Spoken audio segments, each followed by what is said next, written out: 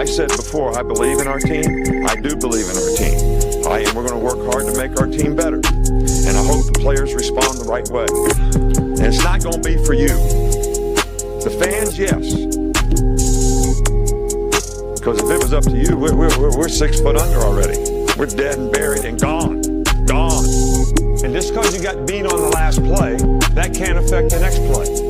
Or that's breaking you. Your frustration is breaking you. Just because you miss a block, or you get blocked, or you miss a tackle, or you fumble the ball.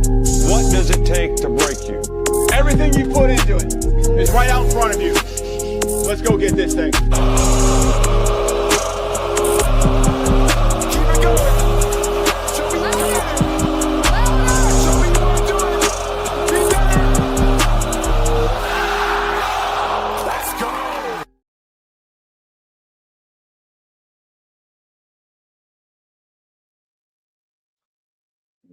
Well, good morning to everybody and Roll Tide to you. It's your boy, it's Piano Man, in full effect. I guess that's what you can call it. I'm going to explain my little laid back demeanor here in just a second. But before I do that, let me say good morning to Stephen Hicks and the No Mercy crew. Stephen Hicks and the No Mercy crew. Good morning to you, Roll Tide. Good morning, Bino. The GM is here. Good morning, and Roll Tide. William Bryant, Roll Tide. Good morning. Good morning, Latoya Billingsley. What the business is, you know.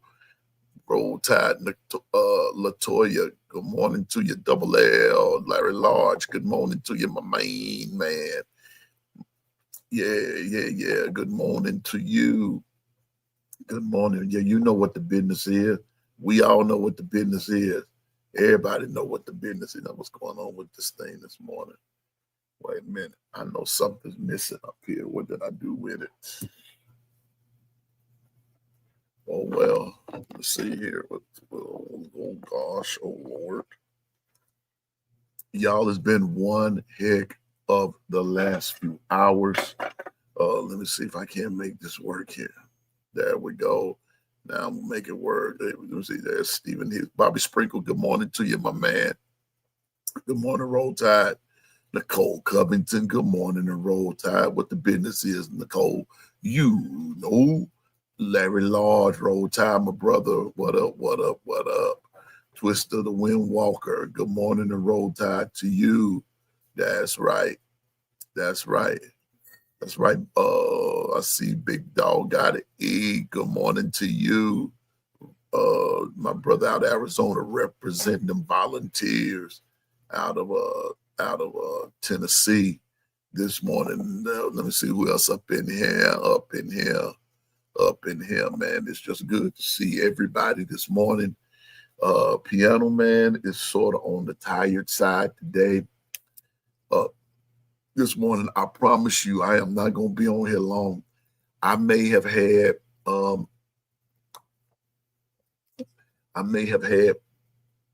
maybe three, maybe 4 hours of sleep and everything. I told you all, I don't know if you all thought that I would. Good morning, Patricia Purdue, Roll Tide.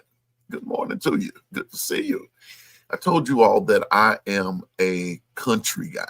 I am a country boy. And I say that proudly. I say that, my sissy's on here. Good morning, Kimberly. Good morning, sissy. I told y'all that, and Big Dog, I'm getting ready to explain it, bro. Told you all that I am a country boy. And Bobby, I hadn't said anything. I wasn't able to be on yesterday.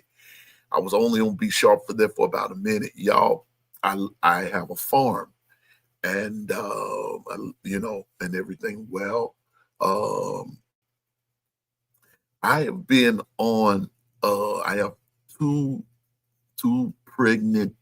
Well, I had two pregnant female pigs, and last night, one began to give birth at around 10, 11ish last night. And so I've been on baby pig watch. So as of early this morning, late last night, early this morning, Piano Man became pawpaw to uh, uh, 13 pigs. The first pig had her litter last night, early this morning. And so what happened? What happened was there were some complications in and so out of the 13, she lost 3. She lost 3, and so so right now I've got 10, 11, some out there in the pen, right? That was the first one. Then there's the second one that still has to come through and everything. So it's been very, very kind of touch and go. And so one of the pigs, in the process of everything, sort of had an accident and got scarred up and all that kind of stuff. And so I brought the pig in the house, and I'm going to have to raise them separate for a little while until he gets his skin back and things like that. So I've named that particular pig Hondo. That's going to be my pet. That's going to be my, And so Baltimore, and he doing that, wee, wee, and it reminds me of that. Was it the Geico commercial when that Fingers talking all that smack this morning, this chat going so fast. Yeah, what's up, Fingers? You my man, Pots and Pan, but this week I'm all go dogs. We know it. We all still gonna be friends, but all I'm gonna say, Fingers, is don't take that whipping personally. That's all I can say. Don't take it personal. Don't take it personal, big bro. Don't take it personal. Don't take it personal. But anyway, but good to see you, Fingers. Good to see you, Patricia Purdue, Icebox. And so Piano Man is on the tired side this morning, and I've got to go back out there, and I just got a lot going on today. I just got a lot going on today, and at some point or another, Piano Man is going to have to get him a nap somewhere. I mean, I'm talking about a good one of them good naps, man. I'm going to have to give me a good one, man. My body hurt. I had to go in and had to rearrange the fence and set up another one because the mama was so in distress because she did not want to give birth where she was, and it was crazy. It was crazy. So we had to it was crazy.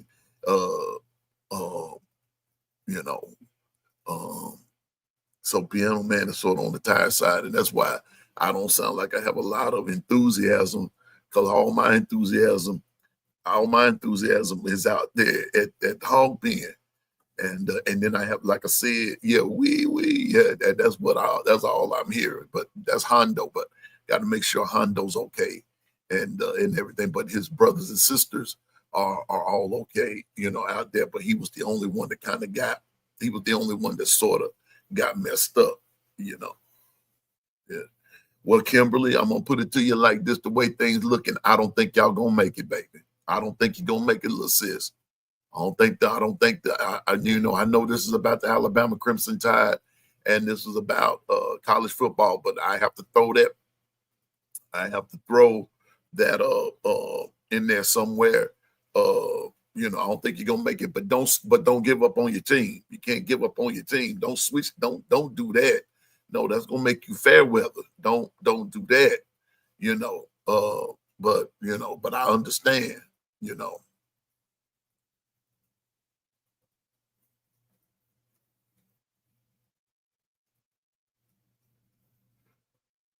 I hear you. I hear you. I hear you. Hey, LaQuasia, good morning and Roll Tide. LaQuasia, I saw you last night. me, I saw you last night, LaQuasia. I'm talking about Piano Man. What you doing over here? I've been hanging out over there, LaQuasia, ever since I found out about that particular program and everything. So I hang out over there, and everything. Yeah, Twisted Tail. This season's still early, but y'all having some problems though.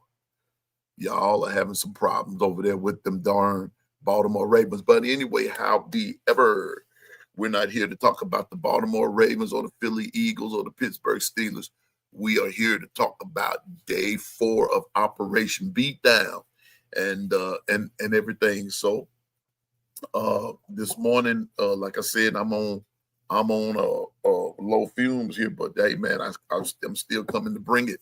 And for just a few minutes and everything, I've got to get back out here to this out here with these animals, make sure they're good and everything. My brother-in-law and everything is good. Yeah. But y'all do know that the word for the week is what? It is beat down. That's what the word of the week is, beat down. Now, like I said, in week 1 it was regulate, we lost. And then week 2 it was effort, we won. Week 3 was consistency, and we won. But then last week we used that time in our bye week to reflect. Okay, now it's time to go on to the rest of the year. And to this week, the word is beat down. Is beat down. That's what I want us to do to Georgia. Beat them down. I want us to beat them down. Good morning, King Brian 25. He said, "Go Dogs." Okay, they're gonna go all right, King Brian. They're gonna go. They're going home. What's going on with you, King Brian? King Brian, I became pawpaw last night, man. I did. I became pawpaw I became pawpaw to 10 pigs last night. Yeah, King Brian. So Piano Man sort of tired. And but farm life is fun. Farm life is very fun. It's challenging. It's different. Yeah. Roll Tide, Twister, president of the Laid Back Crew. That's true. Twister's president of the Laid Back Crew. Stephen Hicks and OG Gill. I don't think there's a president. They just run the doggone No Mercy Crew. I don't think there is a president. Whichever one is there, that's who's in charge. And if they both there, they both in charge. The No Mercy Crew. I appreciate it, King Brian. I am a country boy. I say that proudly. I've been one basically all my life, and it is what it is. And I do all that. Good morning, Double A. Good morning. But this week, dear brother, King Brian, and I know, it's all about, and LaToya, the honeybees was in full effect. The honeybees are in full effect. Oh, yes, they are, LaToya Billingsley. You already know what the business is. Yeah, I hope you have a great day too, King Brian. Man, thank you for being always a part of the show and everything that you bring to the table, man. I appreciate it. But let me tell y'all something. I'm gonna be honest with you. Now, this is gonna be a week of these next few days. It's gonna be totally lit, man. And all I'm gonna say is this right here, man. Don't wear your feelings on your shoulder, on your sleeve, and all that good stuff. Y'all see what I'm saying? You can't do that. You can't take all this stuff too personal. You can't do that. I'm being honest with you. You can't take this stuff too personal because we smack talking, and that's what it's all about. But when you get to the point where you're taking smack talking too serious, it's time for you to stop smack talking because you can't handle the pressure.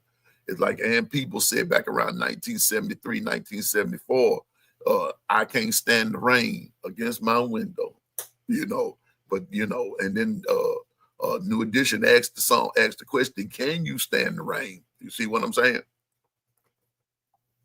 So don't take all that smack talking serious to the point where you want to run up on somebody, and because they chirping. I've seen more chirping from some of these Georgia fans in a minute because see they're really hyping themselves up. Because they really feel like Bama's down, Bama's this, Bama's that, and Bama's the third. But you better remember something. Bama's still Bama. Bama's still Bama. And the fans, a lot of the fans doing all that chirping. But I guarantee you those players are not. Those players know what the business is. The players know. The players know that in the last 10 games, they're 1-9. Those players know King Brian is still a great American that he is. King Brian is a great person, and everything. And so, but this week though, King Brian, as great of a person as you are, dear sir, you still like them Georgia dogs. And so I don't like you too much right about now. You, Fangers, DSGB84, Mr. P, Stacy Go Dogs, but you're still a great American. All right. But y'all, surprise, surprise. Watch this here, y'all. Watch this. I ain't finna say nothing. Watch this here. Look here. Look who coming to the stage. What's happening, man? It's my producer. It's Dwight making his appearance. What the business is, D? I gotta get you some energy, man. I gotta give you some energy. Bruh, look him. The only thing, good morning, Diane. Roll Tide to you. Man, look him, brother. The only thing gonna give me some energy right about now is gonna be some sleep. Nah, dog. Bruh, doing the fun. Look, I had to get out there last night. If I showed you my boots that I had on last night, it's all the way up to the calf and mud. You see what I'm saying? It was rough out there last night. D. It was rough out there. And he'll play for the faint of heart. Man, you feeling all right, Dwight? Y'all, this is my producer. This is Dwight. He told me this morning he was gonna come on, and I said, "You gonna get on camera?" He said, "Yeah, don't say nothing." Now, I just left the gym. Okay, Dwight. You see somebody that already got started, bro. Oh, yeah. Yeah, it's all good. It's all good. Yeah, man. Whoa. Somebody that already got started. I'm sitting up here crying, laughing already. Cause I knew this was going to happen. And I said, okay, I got to see this here. I told y'all I was going to get on. Yeah, man. But Dwight, man, it's Alabama. It's Georgia Hate Week, bruh. And I mean, Latoya said, "Thanks for all you do for Piano Man." I thank you every day, bro. I got to do something. I got to do something real nice for you and the family, and everything. Cause, bro, I don't know diddly squat, but I'm learning. I'm learning real quick. I'm learning, man. I sure am. I'm learning. Twister. Yeah, got to get that energy. But bro, when you ain't had but like 3 hours of sleep, that energy comes hard. But I'm gonna get to it, and y'all just give me a minute. I'm gonna be all right. I'm gonna be all right. But Dwight, from your perspective, man, what we looking like? I don't know, man. I got to see something up front. Up front is where all the business gonna happen. If they don't establish a run game or defense, take care of that front from Georgia running game, you got a problem. And I've been saying that all summer, that the X factors would be on both sides of the ball, from the defensive side of the ball, the D line, Kane Womack, and injuries. On the offensive side of the line, offensive side of the ball, the O-line, Ryan Grubb, and injuries. And guess what? All three of those factors all six of those factors have come to play, have come into play. Right now, Alabama is that injury bug that hits them hard here, there, and yonder, and everything. But when it hits, it hits. It's no joke, man. It hit. Good morning, Dr. Crystal. Roll Tide. Roll Tide to you. Rolleth the tideth. That's what I'm saying. But so Dwight, you saying the defensive front? Well, you saying fronts, period. Yeah. Let's start with the defense, because I'm not worried about the DBs. I'm not worried about them too much. No. I worry about the DBs if they have to come up front and make a lot of tackles. That's when I begin to worry about them, because the game is going to get very, very physical. It's going to get very physical from that particular running aspect, because those running backs from Georgia run hard. Those guys run hard, and they're pretty fast. But let's talk about this 4-2-5 from Dwight's perspective. Let's start with the defense, and let's talk about this 4-2-5. Now, are you a fan or no? I mean, really, it's not a traditional 4-2-5. Really. It is more like a 3-3. The defensive end is more like a hybrid, defensive end. I'm thinking Womack might go to a 3-4 against Kirby. To stop the run game up the middle. So he might go to a 3-4 more in this game. I wouldn't be surprised if he do. You know what? I love a 3-4. I like the 3, and like me being old school, 3-4, 4-3, 4-3. That's gonna leave you with three extras, three additionals. 4-3. He might do like 4. That leave you with 4. So he might do like Saban have that, that 3-4 nickel. Yeah. There's no telling how that may run. Might do. Yeah, there's no telling how that might run. But where I'm most concerned is because of the fact that Georgia is primarily running the football. Now, I want to say this now. Let me qualify some more statements. Now, when they played Tennessee, let's not forget, Gunner threw for didn't he throw for over 300 yards on Tennessee? Yeah. He threw for over 300. Yeah. So, but I think our secondary is way better than theirs. Yeah.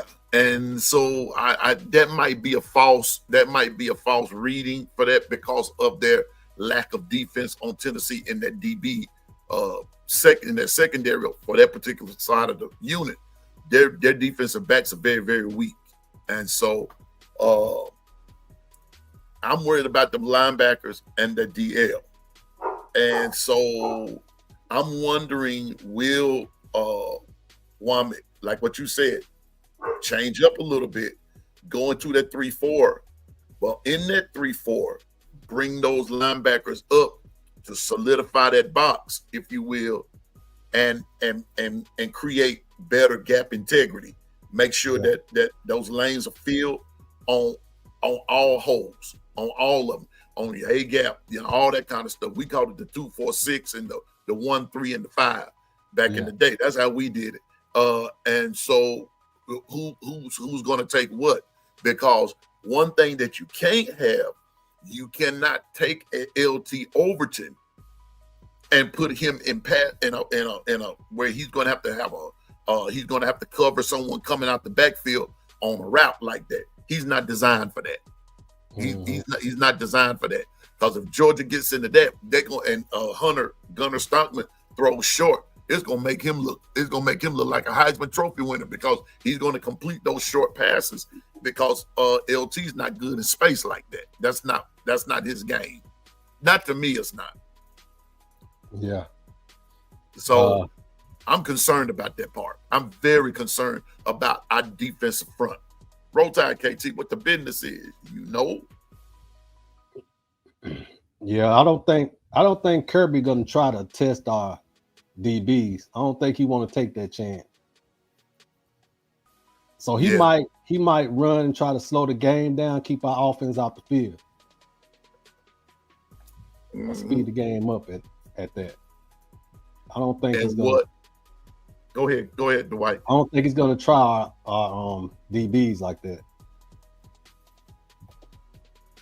Dr. Crystal said, "I'll say this until he proves me wrong. My concern is Kane and his inability to make in-game adjustments. He's gonna have to make them this game. He won't have no choice. He won't have a choice, Dr. Crystal. He's gonna have to make adjustments, and I'm gonna be honest with you. He's gonna have to make during the game adjustments. Dwight, I was gonna ask you this, big bro, and that's this here. Defensive audibles. Switching in and out of a defense during doing signal calls. What do you think? Mm, To confuse Gunnar Stockman. they might, but it's gonna be. They might play more man this game too. So, because I don't think Kirby has confidence in Gunner's arm. Well, Yeah, Bino. we're gonna see. We gonna see. Diane says whatever the game plan is done by now. Signed and Athens bound. I pray innovation, creativity, flexibility are central to whatever we pull out of the bag. Yep. It's in the bag now. It's Thursday. It won't be no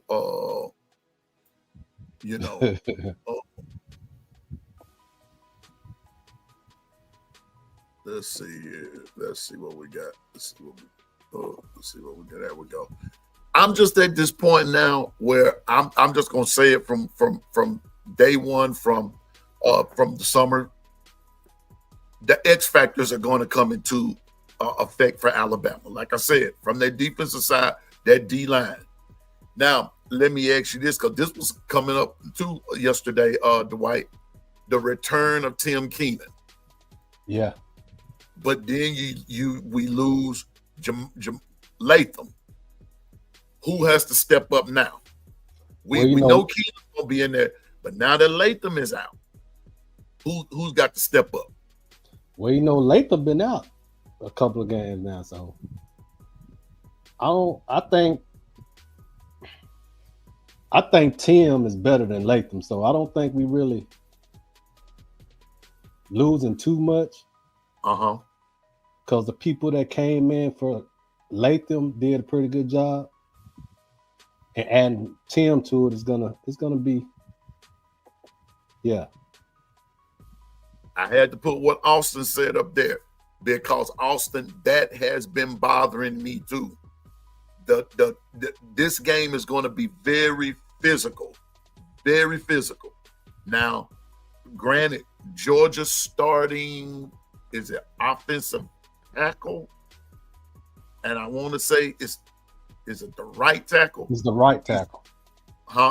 It's the right tackle. Yeah, the right tackle. And if anybody remembers, last year when Bama got ready to play Georgia, last year the right tackle was out of the game last year, and Georgia struggled there for a minute. Not sure if that's gonna make a difference or not. But Georgia has injuries too, just like Bama does. So I'm just saying. It's going to come down to who wants it the most. But I'm still very concerned about Bama's defensive front. Hopefully, as the game goes on, and as good morning, Carla Hinton, Roll Tide, as Dr. Crystal said, maybe, just maybe, this will be the game that we'll see a game Womack make the necessary adjustments to keep Georgia from going on a roll. But then by that same token, though, Dwight, I'm going back to something that you said, that Georgia would want to just slow the game down and run the football to keep Alabama's offense off the field, because Alabama going to speed that thing up. And if they can get the running and pass it, it's going to be a cakewalk. And what I don't believe is what happened last year. If Alabama gets a good lead on Georgia there early, I don't believe Bama's going to sit on the ball. I don't believe Bama's going to play conservatively. I believe this time they're going to be a lot more liberal in what they're doing and kind of run that score on up. That's what I believe is going to happen if they get the big lead on them. I think one of the linemen is a freshman, if I'm not mistaken. I don't know if it's the right guard or right tackle. One of them a freshman that's playing. Talking about Michael Carroll? No, I'm talking about on Georgia. Oh, okay. They got to have a I source. I'm forgot not what- sure. I am not sure. And they're really not saying much. They're really not saying much about him. And Kirby's being very, very tight-lipped about that particular injury, and he's not saying anything much about who's going to be the replacement. So I think it's going to be a wait-and-see thing, or when the depth chart comes out and everything, we can all talk about it, whenever. But like I said, it's a repeat of last year. Only difference will be the venue that is being played at. Georgia was banged up last year, and so and once again, they're not giving Georgia much of a chance. Hey, good morning, Coach Carl. Good morning, Coach Carl. Roll Tide to you. Hey, Coach, can you call in, Coach? Come hang out with me and Dwight for a minute. But I'm just saying, man, it's going to be interesting. It's going to be interesting. And I was telling someone yesterday that at this point, Dwight, and I know I might not seem like, okay, Coach, I'm putting the chat. I mean, wrong thing. Here we go. I'm putting the link in the chat for you, Coach. Give me a call in there, sir. There you go, Coach. That's for you, sir. There you go. You're ready to get Coach Carl up in here joining Dwight and me on the long run this morning. But I was about to say, Dwight, I'm at this point. I know it don't sound like that I have a lot of energy, and which I really do. I kind of do, but I don't. But then there's also this part of me. I'm ready for the game to be played. Dwight. I'm just gonna be honest with you. And the thing I'm hating the most right about now, big dog, is something that you said. Now we gotta wait all day long. I was just about to say it. We gotta wait all day long. We gotta wait all day. We gotta wait all day. And I mean, I hadn't even really discussed other games. I hadn't even really looked at them. I'm being honest with you. I hadn't even looked at them because I have been so focused on Alabama, Georgia, until I don't even know who else is playing Saturday. I'm going to be honest with you. Who else is playing Saturday? Well, you got Notre Dame, Arkansas at 12. You know what? I'm gonna say this. Sam Pittman is fighting for his job. Yeah. He's fighting for his proverbial life in that game. Yeah. That game might be an upset alert. That game might be an upset alert. They got to go to Arkansas too? Yeah, and they got to go to Arkansas. And Arkansas is hard to beat up there in Fayetteville. Hard to beat. They get to talking about that pig suey and all that kind of stuff. I'm just being honest. They're gonna be kind of hard to beat. So who else playing? We got a few 3:30 games. LSU, Ole Miss. We got Auburn, Texas A&M. Speaking of that LSU Ole Miss game, Dwight, I was on a particular site, on a particular betting site. Wait a minute, because I have a friend who keeps up with that stuff. Hold up. I want to make sure I read this right, man. Here we go. Let's see what we got here.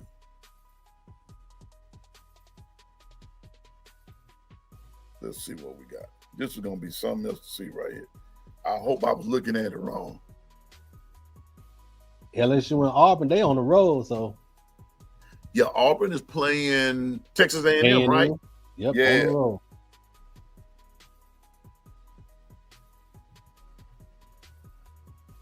Something I want to show y'all.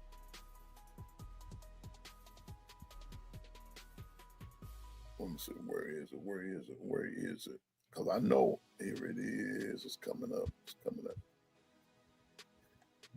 In this particular betting site, Dwight, Ole Miss is favored over LSU. Ole Miss is favored. That's when I. What is it? 3.5? Let's see. It's got to be 3.5 since they at home. They probably get them a home. It's actually 2. It's 2. 2. Yep. Ole Miss and 2. Over unders 56. There's no Coach Carr. He's on. Yeah, Okay, I don't see him. I'll bring him up. All right, bring him on up. What's up, Coach? It's the coach. It's the legend. It's the Coach Carl from around on the block, round the block, through the block, over the block, under the block, in the block, out the box. What's going on? Hey man, listen, Dwight got them guns out, ain't it? I see him now. It's Right. B Sharp Right. on the show too, y'all. Good morning, B Sharp. What's up, brother? Roll Tide. Yeah, Coach on? Carl, what's going on, man? Coach, you losing weight, man. Man, I'm good. trying, bro. I'm losing everything but the right thing. I get the right thing, I'll be all right. Well, bro, listen, that gut is always that last thing to go, man. That gut is always the last thing to go.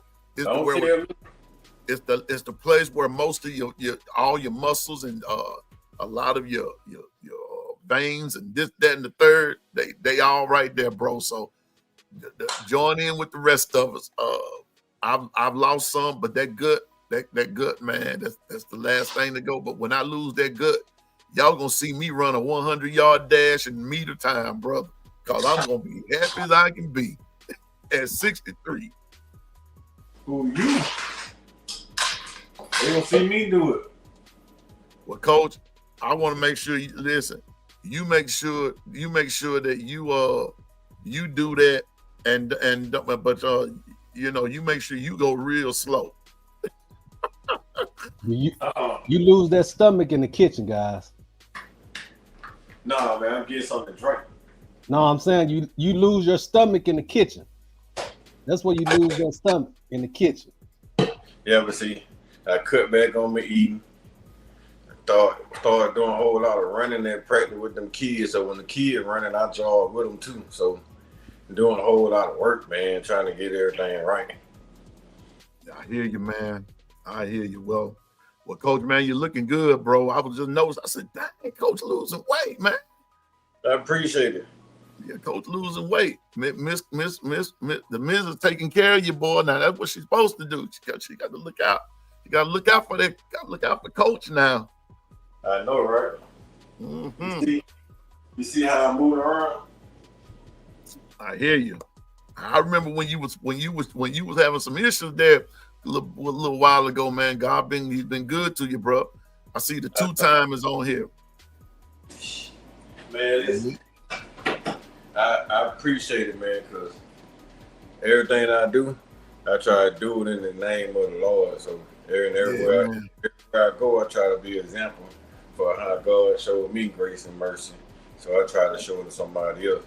Even when I go deal with kids that acting out in school, I still try to show them grace because somebody showed me grace. So I go in there, I give an opportunity to change everything they're doing wrong. And then if they don't, then I tell them the consequences of their actions. And try to give them motivation to change. Now it's on you to change. If you don't want to change, then you just suffer the consequences. But if you want to change, then you just walk straight narrow path, man. But the harder part about doing the right thing, you gotta continue to do it. Yeah, a lot of folks don't want to continue doing the right thing.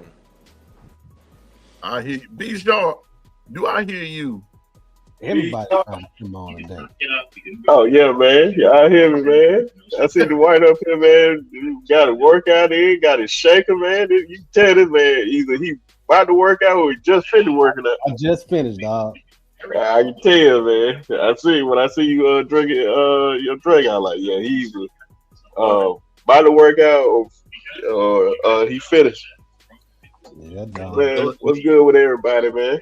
Man, be sharp, man. It's good to see you, brother. And awesome interview last night, bro.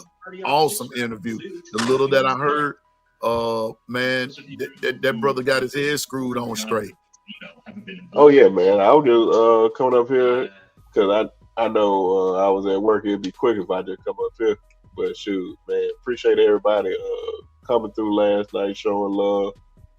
Definitely shout out to everybody that donated to. Definitely appreciate it. I pray to God I ain't missed nobody. I haven't went back and looked at it to make sure that I You got mine, right? More than likely. That's why I said no. I did get yours. That's why I said because it was so much going on at one time. Yeah. Man, let me make sure I got everybody because it was definitely great. Even Coach Sean said that was his favorite so far. Yeah, that was a good one, man. And I love the way his mother was interacting. A little I heard. Now I don't know if you and Coach Carl heard me or not, but I became a pawpaw last night, and 13 pigs, bro. I told y'all I'm a farm boy, and making sure they were going straight and had some issues with the fencing and this, that, and the third. So, bro, I was out there at 2:00 this morning mending a fence.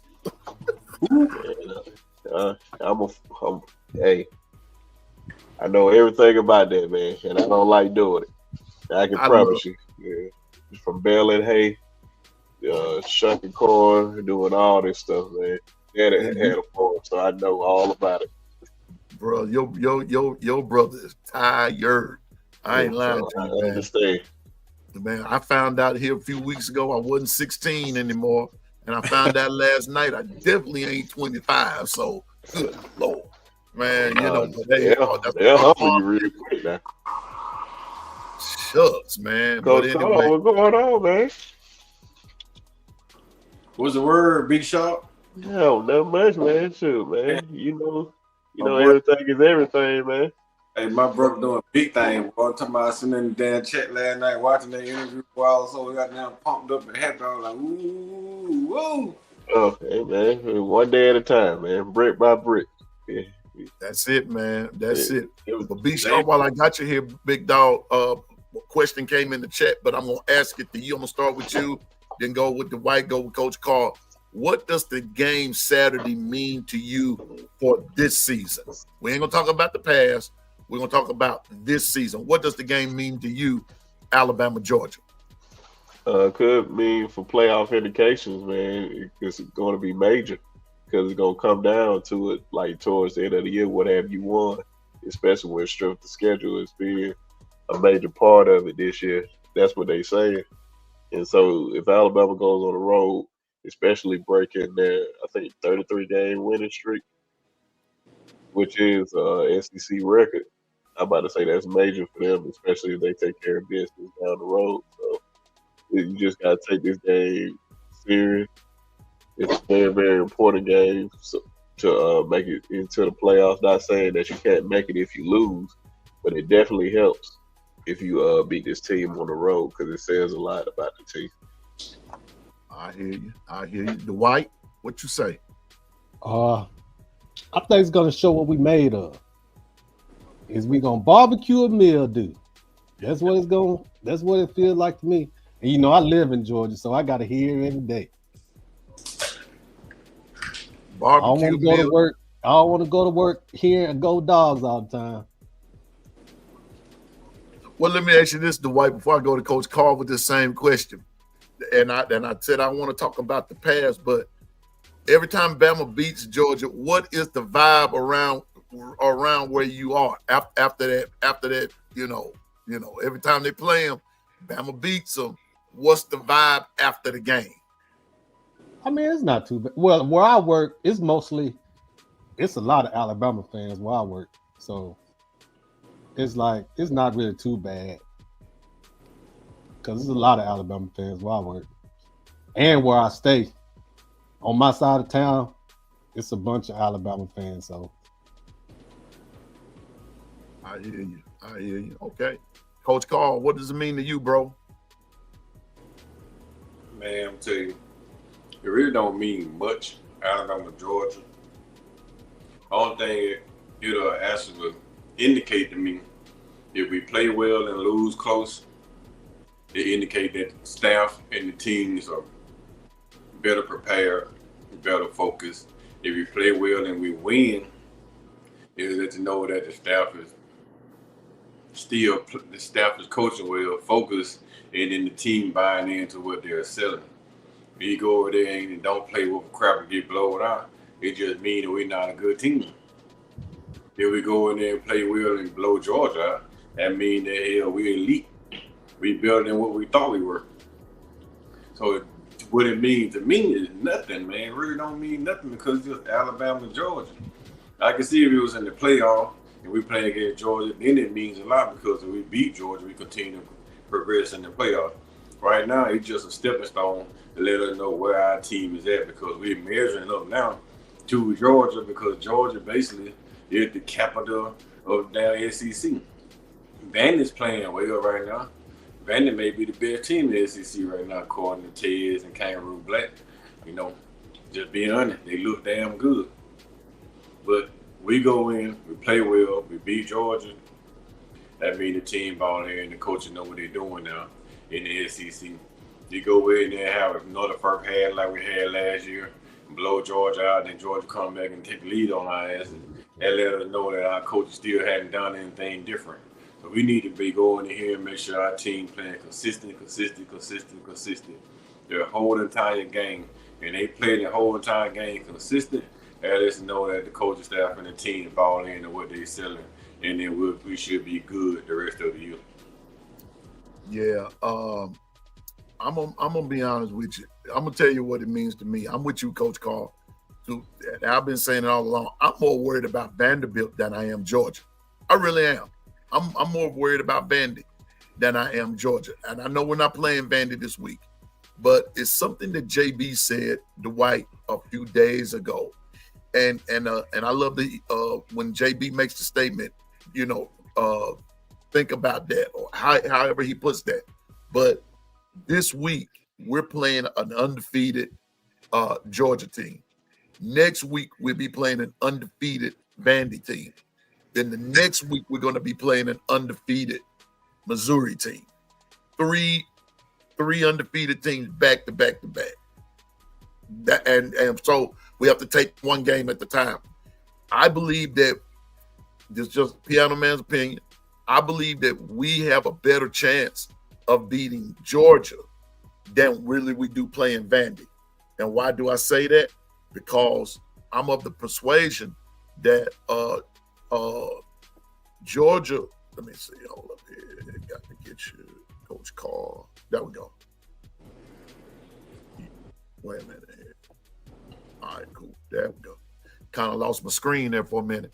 I believe that Vandy is going to play us tougher because they're wanting to show that they are the real deal.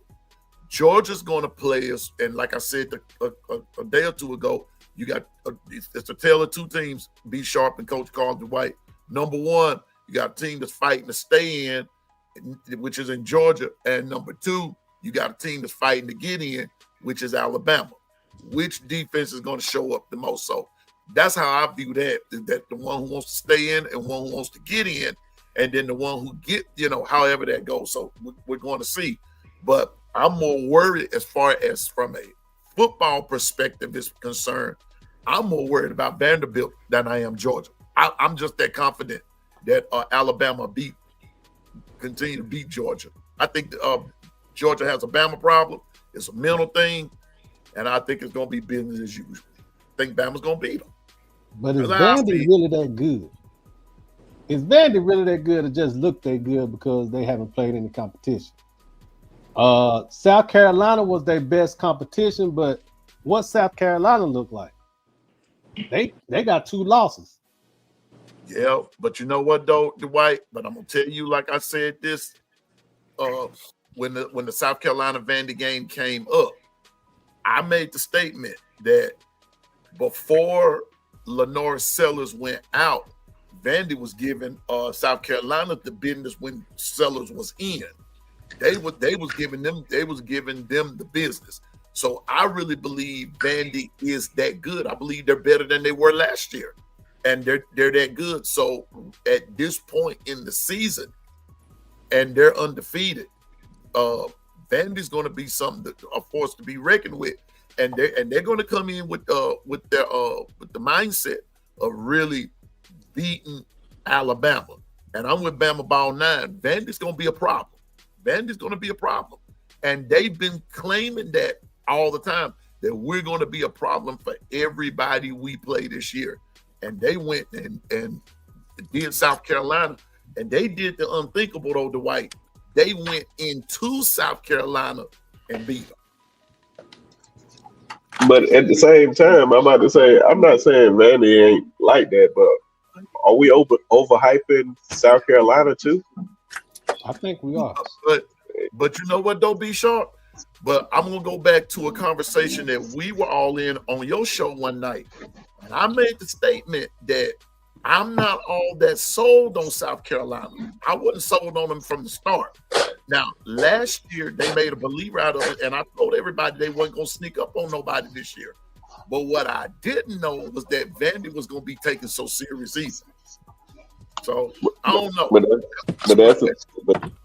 I'm about to say South Carolina haven't done anything to really make me even put them up there as one of the top teams. Even when they played Virginia Tech, who clearly an awful team, they struggled against them. They could have lost against them.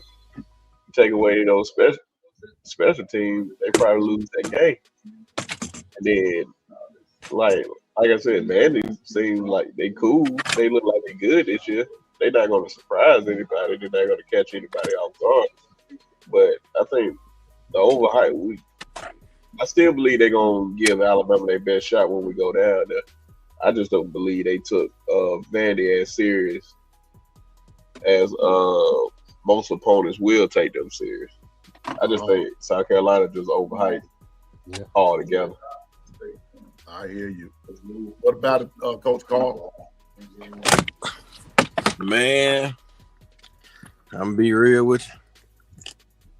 I understand. I like B Sharp take about it, but I just think that this year, an underestimated team like Vandy, or unappreciated team like Vandy, has something to prove more than a team like South Carolina. South Carolina came in, everybody thought that South Carolina was gonna be good, and nobody thought that Vandy would be Vandy. And the Vandy that we see now, that man, like Vandy that we looking at now is the Alabama team that I wanted to see. Honestly, I wanted to see Bama playing like Vandy, with a chip on their shoulder, with a whole lot to prove, feeling like.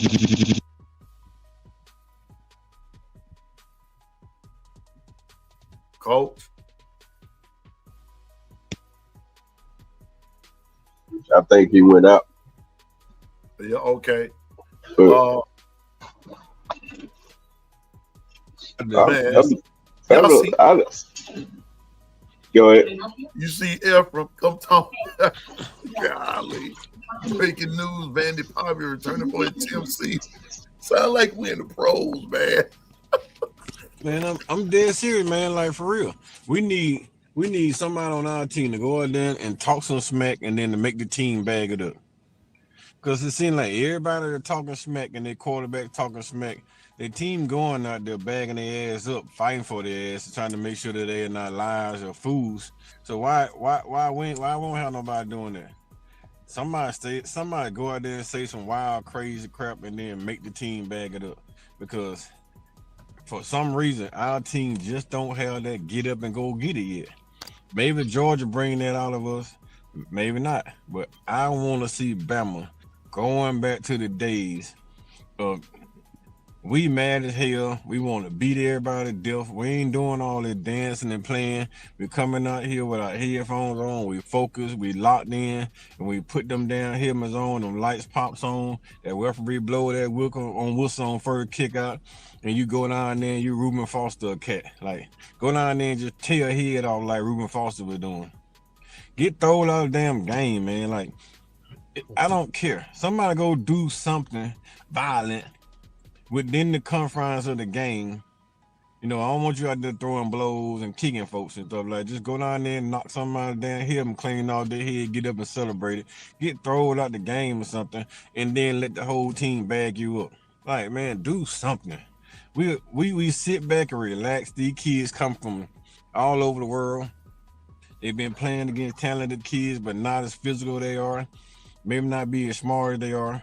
And then they come here to get in the SEC, and you think you can play that same caliber of football against somebody, man, that came from the bottom, came all the way out the mud, got discovered by one school, made it to that school, got transferred to a big school. Now they end up trying to prove their life, trying to make it to the league, trying to get a bigger NIL deal or something. And you come out here tiptoeing with your $1 million NIL, and they go ahead and take all your bag from you. Nah, man, go out here. You want to be the big dog and get the big money? Put that shit on the field and go to work. Stop all that pussyfooting around, man, because I hate to see talented kids pussyfooting around, and then you get your head knocked in, and then you want to go on social media dancing the damn same weekend. That shit irritates me. I'm sorry, Piano Man. I should have did that on my video, but I just don't like to be cursing. And I don't like to be on videos. Like, I don't want to be on the video and then everybody get to circle in your video because you be out here cussing and fussing at kids all the time. So I try to do it on live screen so they got to watch through this stuff and pick it out. I hear you. I'm telling you, Diane, I want to see the boy turn into Woody Hayes. That's what I want to see. That's what I want to see, man. I want to see that right there. You know. Yeah, we need something. I can't lie, we need something, Piano Man. It's just ain't a feel with the team. The team don't have that feel to me. They got that soft feel to me, like it's all about the money and having fun. You have fun while you busting ass. That is the fun. That is the fun. That's the fun of it. B Sharp, what just staying in that same vein, what's your feel right there of what Coach Carl is saying? I agree with Coach Carl.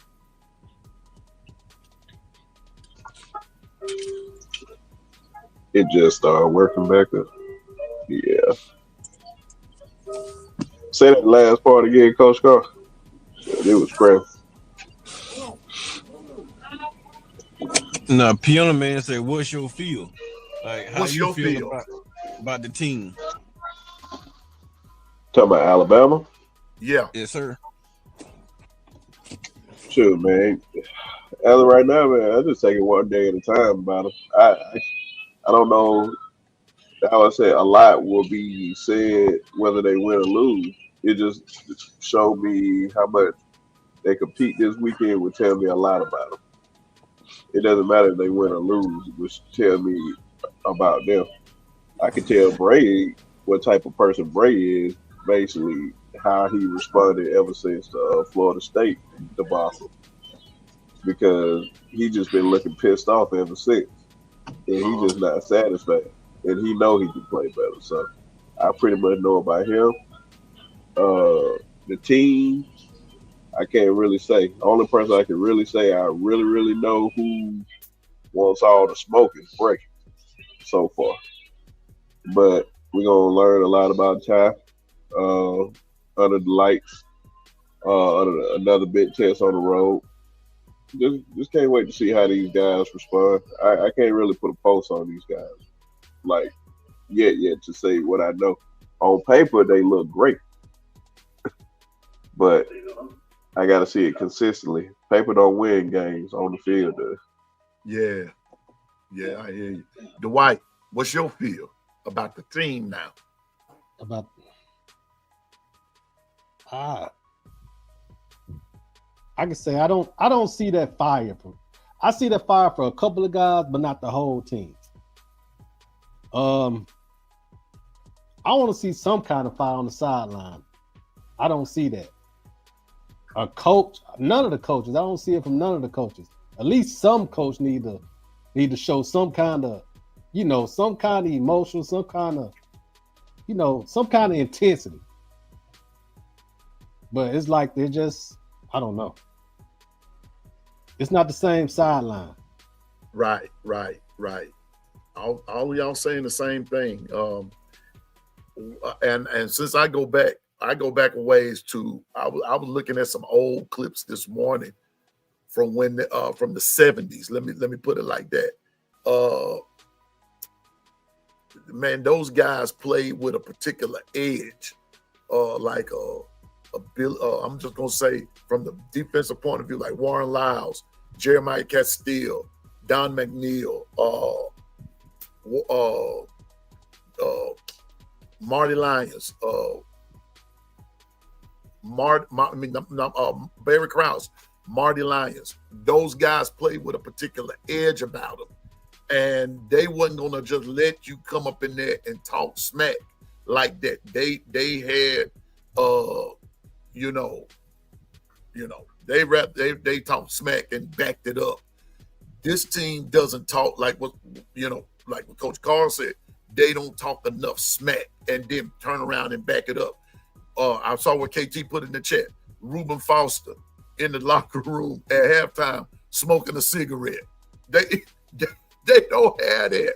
It's like these guys are too preppy for me. No, and I'm gonna tell you like what my nephew would say. Where's the thugs at? Where the thugs at? You need some thugs on the team, and you need somebody on that team. Say it's time to represent. It's time to represent, and where to set at and all that kind of stuff. Where's the No Mercy crew at of the team? That's what's missing. That particular aura, that particular swag, and that don't make you cocky or anything. That just makes you, hey, we don't take no mess. And like what Jane Brown used to say, God rest him. And Papa don't take no mess. Papa didn't fuss, Papa didn't cuss, Papa didn't raise a whole lot of fuss. But when we did wrong, Papa beat the hell out of us. That's what has to happen with Alabama. You got to.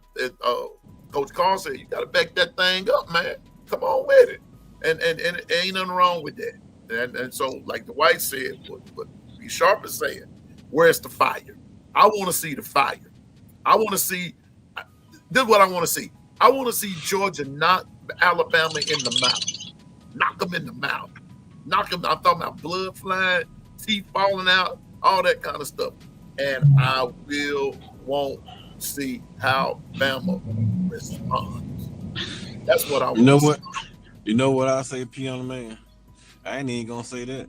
I want to see Georgia come out there and try.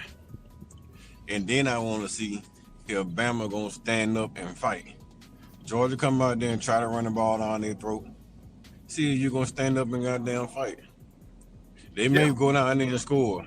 You come back and then you can drive the ball on the field and you score. Georgia come back and try to do it again, you stop them. Let's see how much heart they have. See, Coach Saban used to say little certain things in the media the week before a big game. They just to test their boys' fortitude, right? Say something crazy. Mike Gundy, who just got week, was just I understand why he get fired, but guy been in the school that long around. But Mike Gundy just got fired. Mike Gundy was telling his kid, bring your guts. Then Dabo stole it and told his kid, bring your guts. Line up on the football field. You get on that football field, you bring your guts.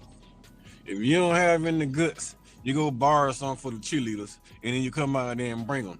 Because it's me and cheerleaders out there doing backflips on the field. Go get some of their guts. And then you bring it to the field, and then you try to perform. Because if you don't bring your guts in the SEC, your guts going to get taken from you. And then somebody else going to be bringing your guts the very next week. Stop playing soft, man. We got to go out here and play a hardcore football. The kids of this generation, a lot of them just talented and soft. And then when you get the ones that don't have all the talent, but got all the heart, you got all the grit, you got all the toughness, them the one that you see showing up and showing out. Yeah. And then we all looking crazy like, how is Middle Tennessee State scoring 30 points a game on us? And they got all the damn momentum. They got all the hype. They got all the damn confidence. You showed up because you better. They showed up because they want it. Games are won on who wanted the most. Yep. I tell my kids that all the time. I don't care about how fast you are, how talented you are. If you want it more than the other team, you gonna win. But if they want it more than you gonna keep getting your head bashed in. At some point, your guy don't want it. If you want it, you can win it. If you want it, you can achieve it. If you want to go out here and be great, you will be great because you're gonna put everything you have in it to be great. It's just like you, my brother. You want to get that degree. You're not playing around. You're going out there trying to get it. I wanted to get mine. I didn't even stop. I focused. I locked down 4 years straight to get that degree. Whatever you want and you put your mind and your heart to it, you can achieve it. So that's all these kids have to do. Put your mind and your heart in the football, and you'll achieve success and you'll achieve greatness. It's all about what you want, man. That's it. That's it, man. You know, and trying to attain a degree or just trying to be successful in anything, that stuff don't come easy. It doesn't come easy for nobody. And that even includes this Alabama team. Nothing comes easy. Nothing comes easy. So I agree with you, Coach Carl. Be sharp. Like, no pussyfooting around. Bring the fire. Bring your gut. Bring your gut. And when you bring your gut, I guarantee you'll feel better. You're going to feel better. Just being honest with you, you're gonna feel better. And y'all excuse me just a second. I got to cut my water off. Hold up just a second. Deep thoughts. Well, Piano Man and Raw Dog. So be sharp. Yes, sir. How do you feel about the interview last night, man? Oh man, it was great, man. Getting to know his mom a lot better. Seeing that they dealing with people you can already tell by their close relationships and everything. It seemed like a solid kid, man. All he gotta do is just keep his head on straight. And shit, man, he's gonna go far in this world, especially he a homebody based on what his mom said and what he said. I'm about to say, man, he gonna go out and have his fun in college, man. Everybody does. Just keep the main thing the main thing. I just can't wait to see this kid have success. Man, a kid that can put in hand. Go ahead. No, I want to say a kid that can put his hands in the dirt, stand up in the middle, and play outside linebacker. It's a rare kid. That's a rare breed. Yeah, that is a rare breed. Then the people, he said, so check it out today. Man, didn't want to cut Coach Carl off. Okay. Shout out to the white too, man. But you want to know? You want to know who the last kid we had to do that? It was Dante Hightower. Dante Hightower came out as an outside linebacker. Then they put him on the end to rush some. And then his junior year, they put him at Mike, who was inside linebacker. Sure, you can say that with Jihad. Jihad started off an outside linebacker though, and he didn't ever rush the edge. He blitzed the edge, but he didn't stand on the end. He put his hands in the dirt. Yeah, he can still do it. He can do it, but we didn't see him do it. So only person that we actually saw do it was Dante Hightower. And Dante Hightower excelled at it. His freshman year playing outside linebacker and then DN and D tackle some. And his sophomore year he played in the middle besides Rolando, and then he played the Mike by himself his his junior year. The only kid we saw do it effectively was Dante, and with Xavier. Xavier could be the next guy that actually can do it, and I think he may be able to do it at a higher level. Yeah, I'm about to say that, especially him getting in that nutrition program, hit those weights, man, and then you still have that speed there with the power. Oh yeah, man, you're gonna be dangerous. Then he has the height. Yeah, Zay is tough, man. I like that kid. Who's next, man? Who's the next recruit? That's the question that I want to know. Who's next to come on the Sharpshooter Sports Talk and talk football with B Sharp? You know what will make this fun, and then I actually try to go make it happen. I'm gonna ask the people first.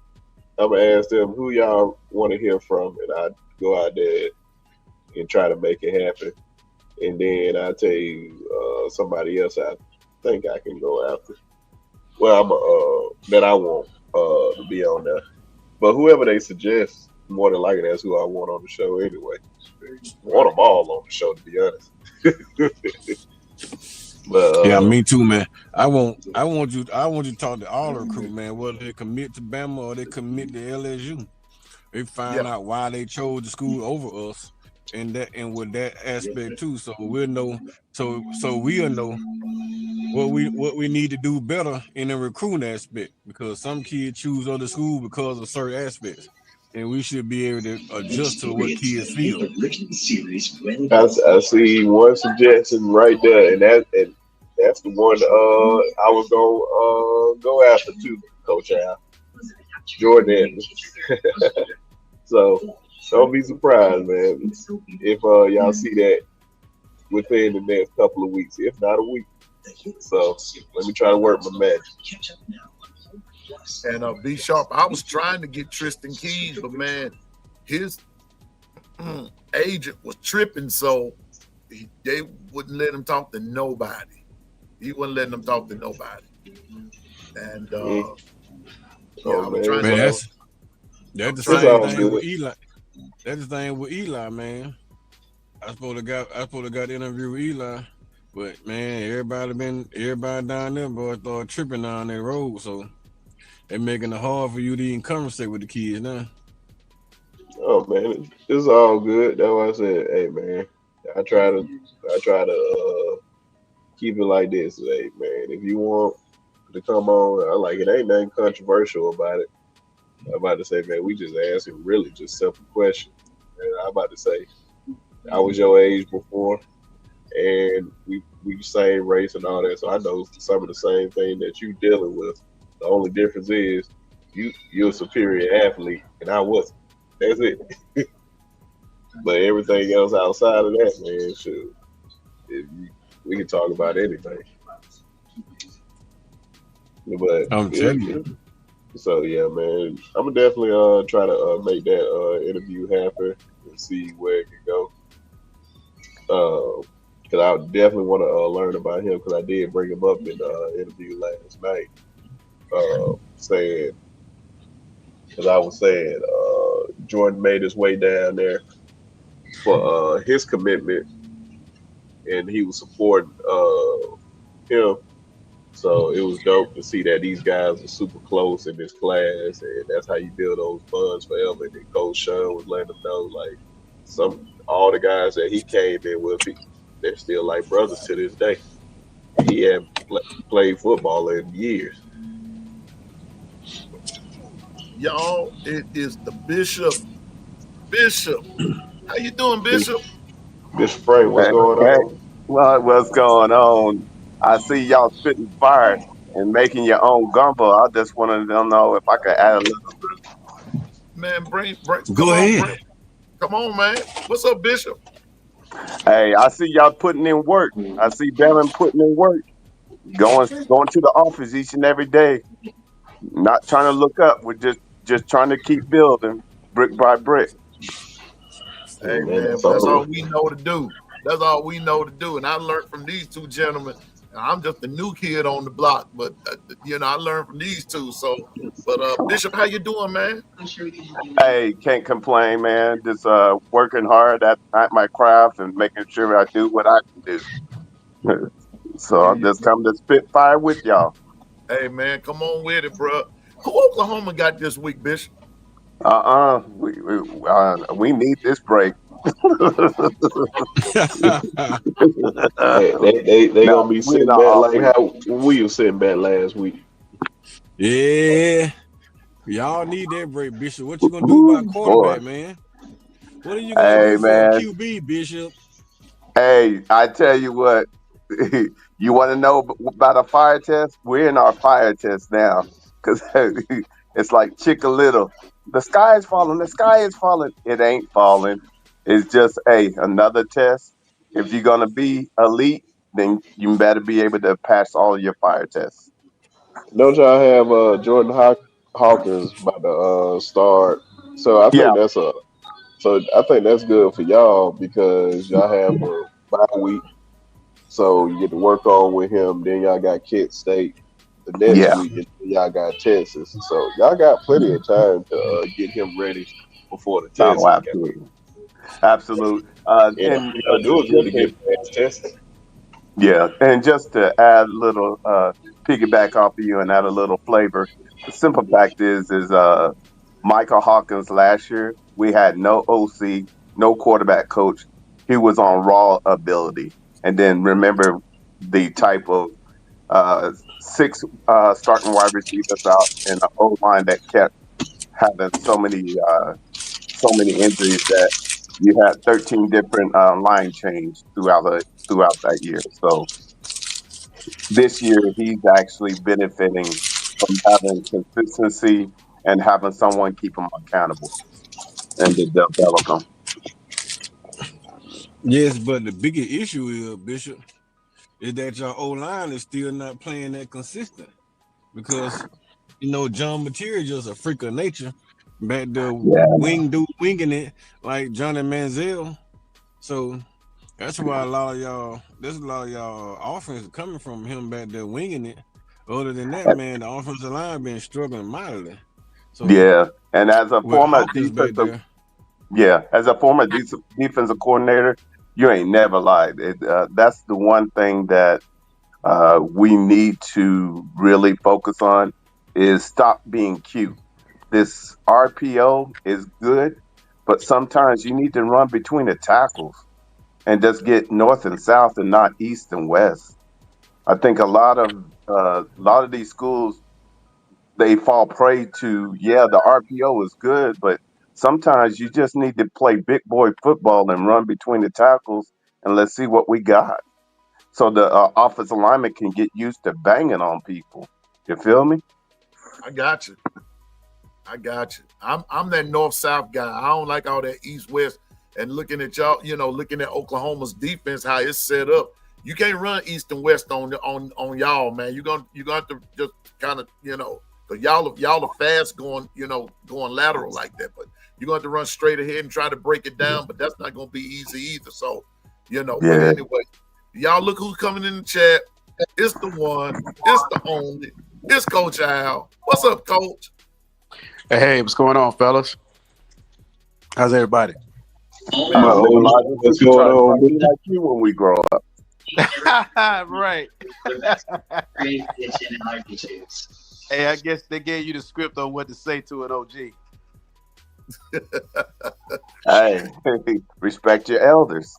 And we respect you, Coach. We respect you, man. We respect you. But Coach Al, give us your take on the game. Oh, this game, man. I tell you what, Piano Man, to be honest with you, I typically try in a game like this to avoid a lot of the build-up. Okay. And I tell you why, because I'm a Bama fan 100%. Flip side of that is I'm a football coach too. So I really want to be objective about the thing, But these teams, man, are both flawed in some way, which makes them evenly matched. It just depends on, who can get their composure and keep it early in the game, who can eliminate the middle mistakes in those handful of plays that comes down to making it. Games like this can go one or two ways, Coach. It could be a great game or it could be a blowout. When they're that evenly matched like that, it just seems like historically it comes out that way. We've never seen a lopsided affair in the Georgia-Alabama game until the last time we played them in Athens. That was a beatdown. So this game could typically, it could go one or two ways, I believe, because they're so evenly matched, but definitely flawed in that respect. Alabama's downfall is that we lost against FSU.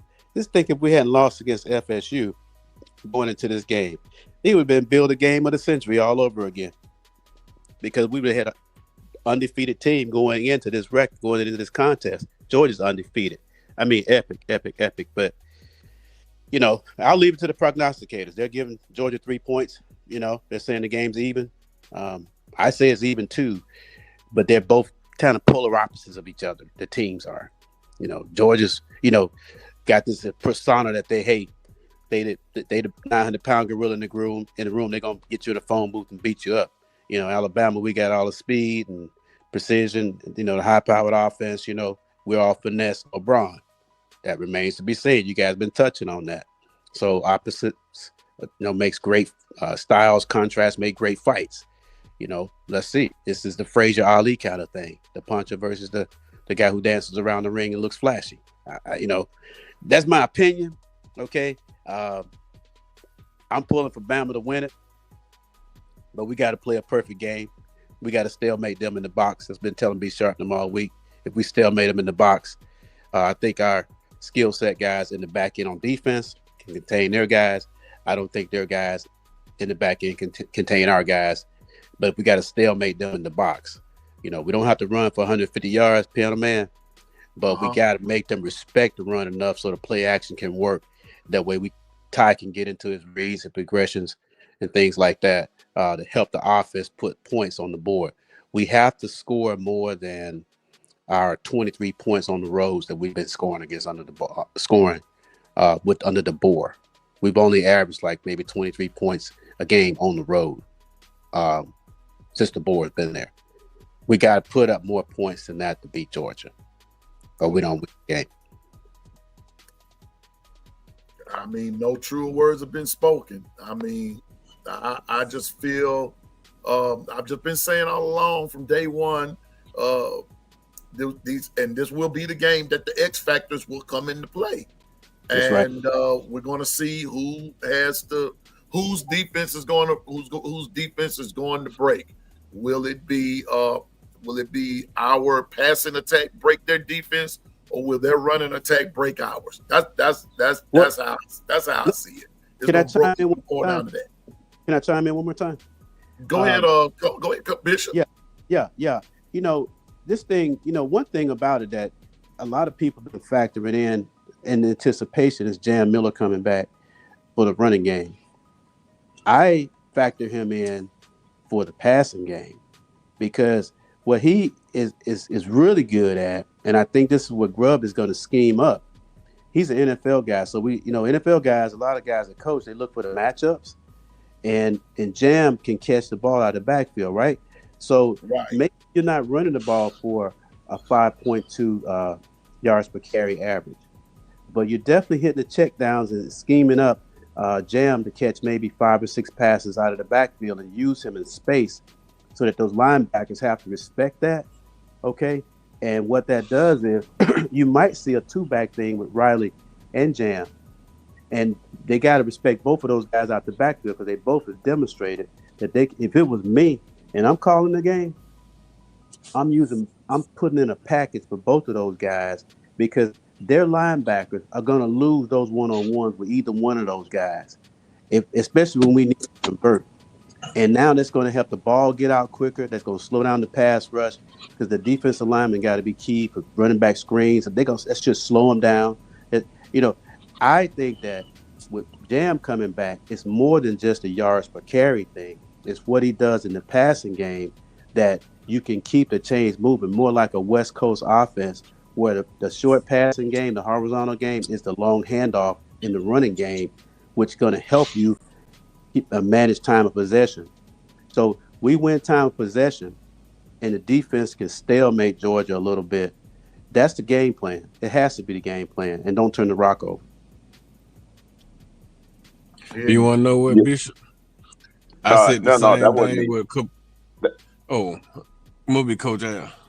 Yeah. But you know what? I said the same thing with a couple days ago, Piano Man. Our short passing game, the behind the line of scrimmage, the screen game, the 2-yard passing game is the extension of our running game. Because right now our interior linemen are not blocking that well. So the run game is basically stalemated. So when we started running a little short passing game, a lot of folk complain about Ty throwing the ball 40 times. But if he throwing the ball 40 times and it ain't but 1 yard, 2 yards, and then the guys gaining 5-6 yards at a time, that's just an extension of the run game. That's just way that coaches nowadays realize that if I can't get enough time to drop back 3-4 seconds and identify what's open, or if I can't hand the ball off and then we can get 3-4 yards at a time, we'll just quick pass you, make you play the whole entire field, and then we use our quick passing game as an extension of our run game. That's basically all it is, man. So he 100% right, 1,000% right, but the defense is the biggest key to Alabama's success this week. I think the offense will be able to move the ball because we have a lot of talent, a lot of skill. Jam coming back don't really mean too much to me unless Jam comes back fully healthy and be able to move the ball, whether it's catching the ball in the backfield or running the ball in the backfield, being able to pick up some of the blitzes. If Jam comes in and he can do that consistently, like the rest of the backs been doing, then Jam is a 1,000% plus. But if he can't do that consistently, then Jam gonna be an issue with the offense.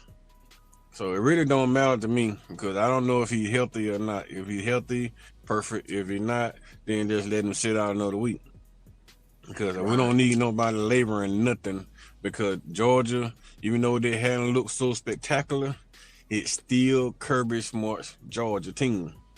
Yep. And they gonna play perfect against us. It's gonna be 100% perfect against us. And I don't think Gunner Stockton gonna make many mistakes. He may take sacks and get punts, but I don't think he's gonna be putting the ball up for grab. Not against Bama, not with that type of talent. Exactly. I mean, I can't even, like I said earlier, man, I'm at the point now where I'm really tired of talking about it. I'm really ready to see the game. Right. I mean, we can, somewhere somebody said in the chat, we can talk to whatever color in the face. It doesn't matter. It's time to play the game. And if the team can get they've got to get the job done on the field. We can sit back and talk this, that, and the third, the X's and the O's. But if the Jimmys and the Joes ain't producing, then it's gonna give us something else to talk about. So I'm ready for the game. I really am. I'm with you. Hey, if I might can chime in, when I broke down you guys' film, the L cent, which is the D ends and your linebacker, if they can fit the run, I think you can alter this game to where you make them play, make them have to drive. They'll be more prone to making mistakes. I hear you. So, bitch. So, who's short? So, you as far as the fits go, okay. I noticed a nuance in the Wisconsin game with he was using more of a 4-down look, and he had two big bodies in the middle. Haven't seen that a lot from our DC a lot. So, what are your thoughts on that as far as from a personnel standpoint? Keenan's going to be on a pitch count, just like Jam. They're both coming off injury. They're going to be on a pitch count. But do you think that them actually changing what we saw a little bit in the Wisconsin game is? Coach L, know what I tell you? I think they listen to our live streams. Because hell, we've been screaming for that shit for weeks now. Put two big guys in the middle, put a medium-sized guy on one end, and put a rush guy on the outside end. And we saw that against Wisconsin, and Wisconsin couldn't do nothing with that defense. If you put two big guys in the middle and some guys that can rush the pass on the outside, we got 4 sacks against Wisconsin. We stalemated the run game against Wisconsin. Hell, we stopped the pass game for the most part against Wisconsin. So, I mean, I think Kalen Moore may have been listening to our live streams. That's all I can say. Unless he's going back watching video, because we did. He did exactly what we've been asking him to do, Coach Al. Exactly. we gonna see Saturday if he's gonna continue that, because if Georgia's showing you, and what is that? Y'all, I heard Coach Sean bring this up. Is it the 1-1-3-1-1-3? 13 personnel. 13 personnel. The 13 personnel. If they do that, they're letting you know what they're gonna do. What's on their mind? Now, what's on your mind? 13 personnel is run ball. It's run first, but you can run play action out of 13 personnel with them tight ends. And Georgia do run play actions out there with them tight ends. So you can put 13 personnel, you can pull a tight end in motion, and then you can roll a tight end at the flat and tight end up the seam. You can run tight ends to the corners. You can run one tight end post. So you can run a whole lot of stuff out of 13 personnel. But 9 times out of 10, you in 13, you coming downhill, running the football, and if they stack the box, then they may have a play action read on it. Depends on what the box look like. But you in 13 personnel, 9 times out of 10, you coming straight downhill. I'm gonna run this ball at you. I'm gonna make you stop it.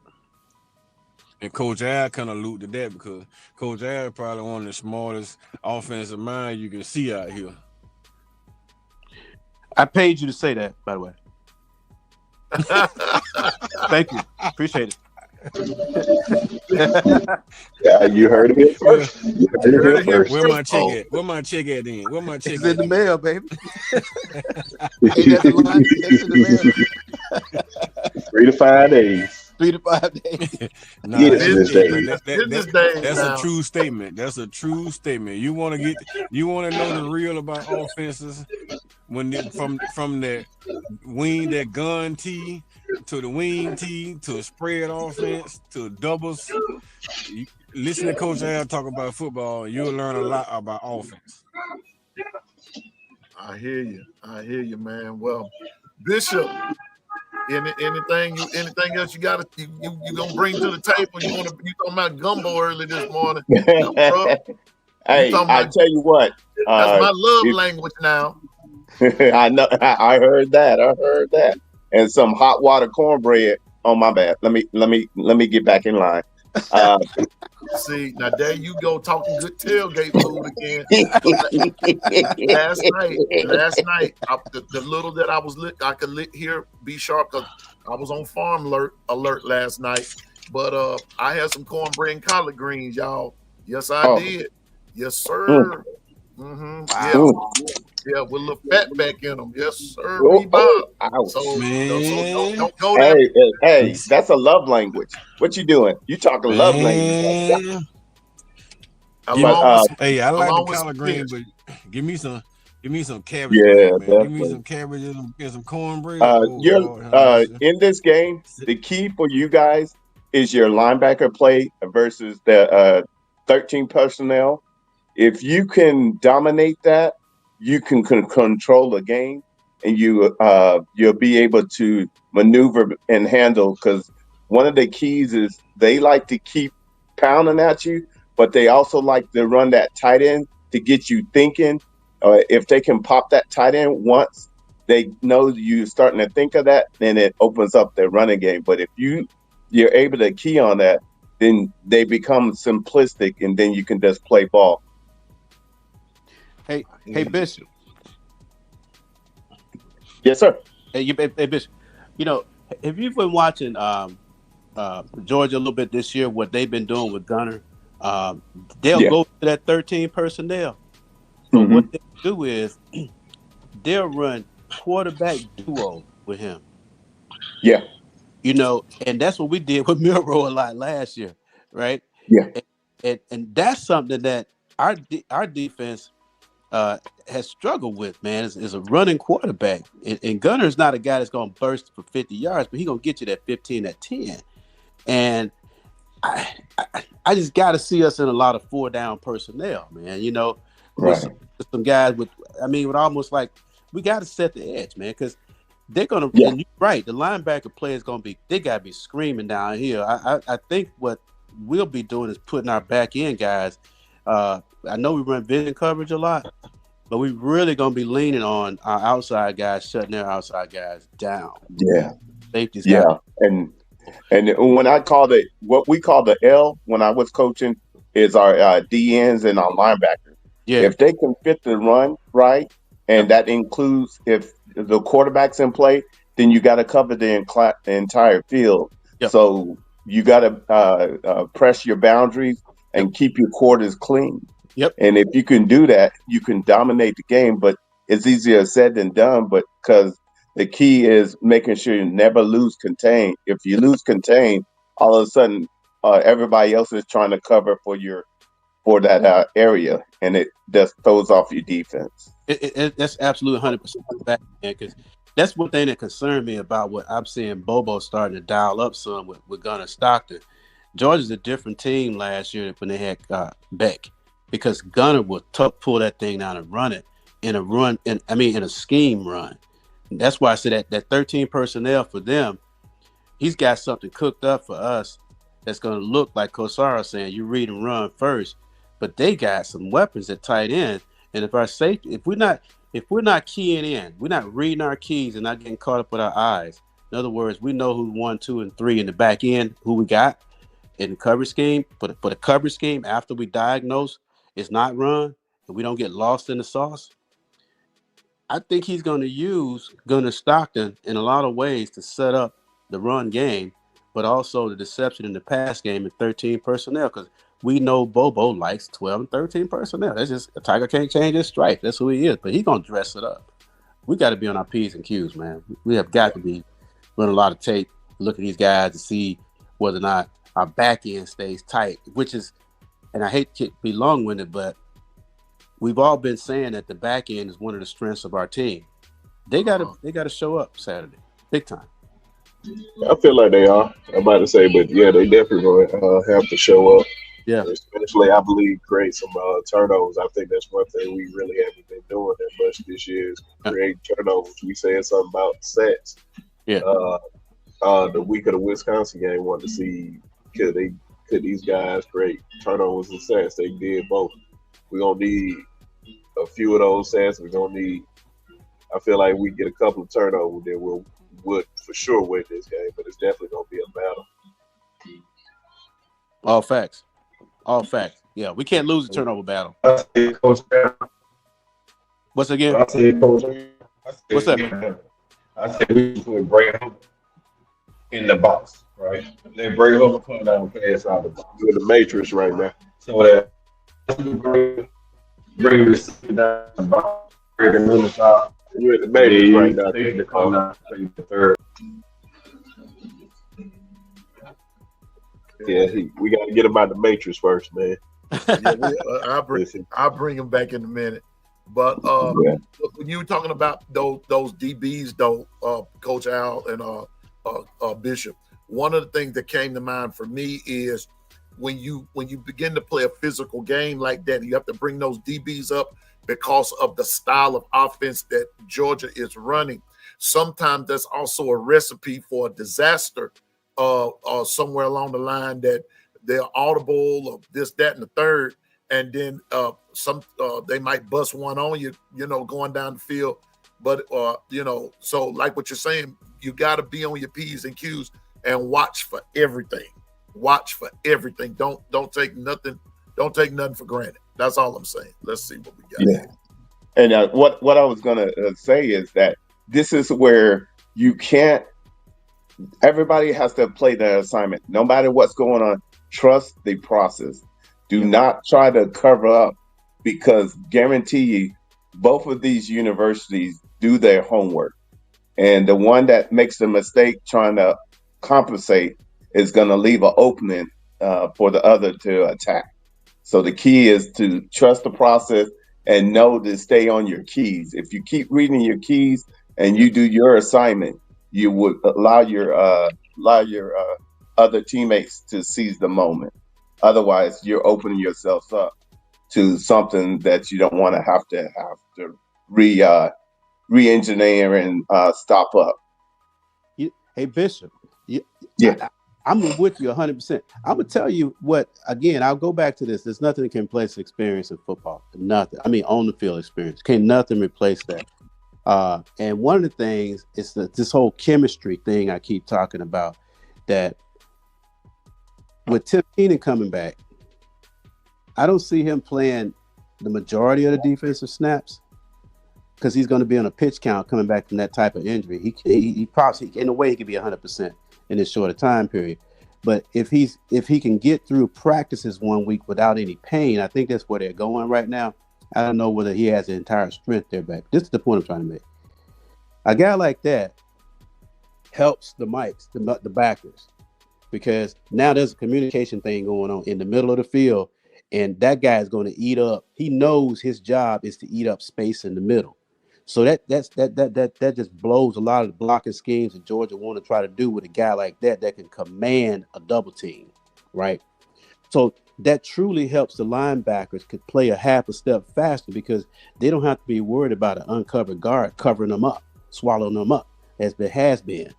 So just in those instances, if Womack can dial that up and strategically substitute in Tim Keenan to help in critical situations to keep Georgia behind the chains, that's going to kind of help our defense if they can sustain that all game. That's why I do factor in Tim Keenan in that intangible aspect of what he brings as an experience, knowing his role, okay, to help the defense. It's one of those things you just don't see on the stat sheet, but it's one of those things, just like Jordan Davis in Philadelphia. When he's on the field, he makes a difference because he commands two double teams every time he's in there. We had nobody do that this year. Well, we're going to see Saturday. Excuse me. And we, like Dwight said earlier, we're going to see what we're made of Saturday on both sides of the ball. Right. We're going to see. Right. That's what I'm waiting to see. I want to see the physicality of our D-line. I also want to see some physicality of our O-line as well. So I believe the both fronts, we're going to get tested. We're going to see, and we're going to see if we pass the test this Saturday. So, did you say put up or shut up? All the way. Did you say put up or shut up? I think that's what I heard you say. Put up or shut up. Put up or shut up. You either listen, and I've been trying to keep up with the chat, but here's the thing. Either you're gonna you are who you say you are, or you gonna be fraudulent Freddy. Ooh. What are you? If you either you're elite or you're a fraud. Which one are you? Dwight said barbecue mildew. Which one is it gonna be? And I think that's where we are. And I'm gonna say this, and like Coach Sean said a little while ago, as much as we don't want to say it, Georgia right now are the kings of the SEC.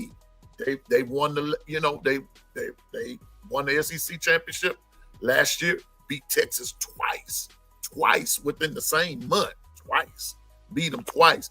And the second time they beat them with a backup quarterback. So that kind of let Georgia ain't playing around. But I still believe Alabama can beat them. Alabama is still the standard. But Alabama can't just talk the standard. Alabama has to play like they're the standard. Don't just talk the talk. Walk the walk. Put up or shut up. It is what it is, because it can't be what it ain't. So that's how I see it. So be sharp. I just know. Go ahead, bro. I just know. Win or lose, I'm about to say either we. Like, it's not the end of the world. Like, just is. I don't want everybody to be like, well, we beat Georgia. I don't care about that, man. I want to win a championship. They just in the way.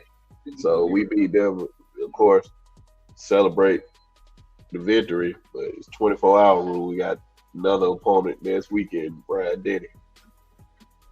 So, right. And that's another tough opponent too. So we'll just take care of business and come right back home. I'm just saying, man.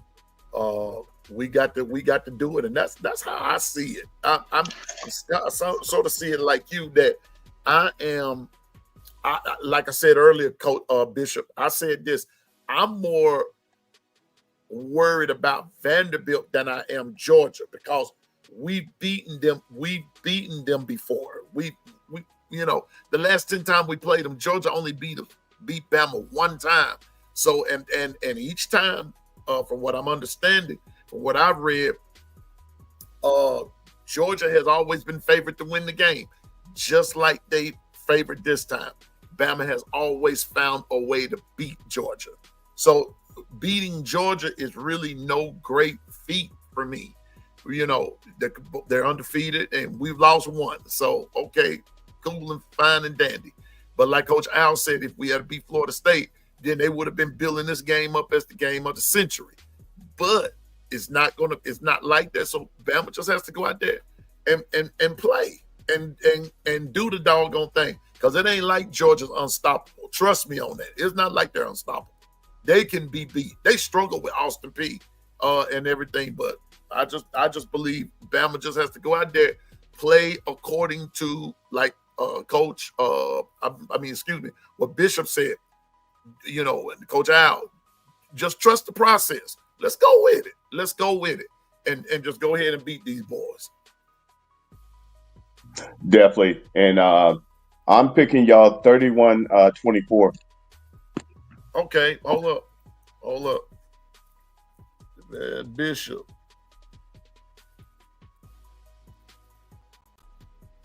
Uh, 31-24 Bama. B Sharp, you want to give your prediction now? You want to wait till tomorrow or something? 1 million to 0. But I don't know, man. I'll say Bama 27, Georgia 20. Okay. All right. Just and I don't know if you going live tonight. No, is KB going live tonight? What's the night? Thursday?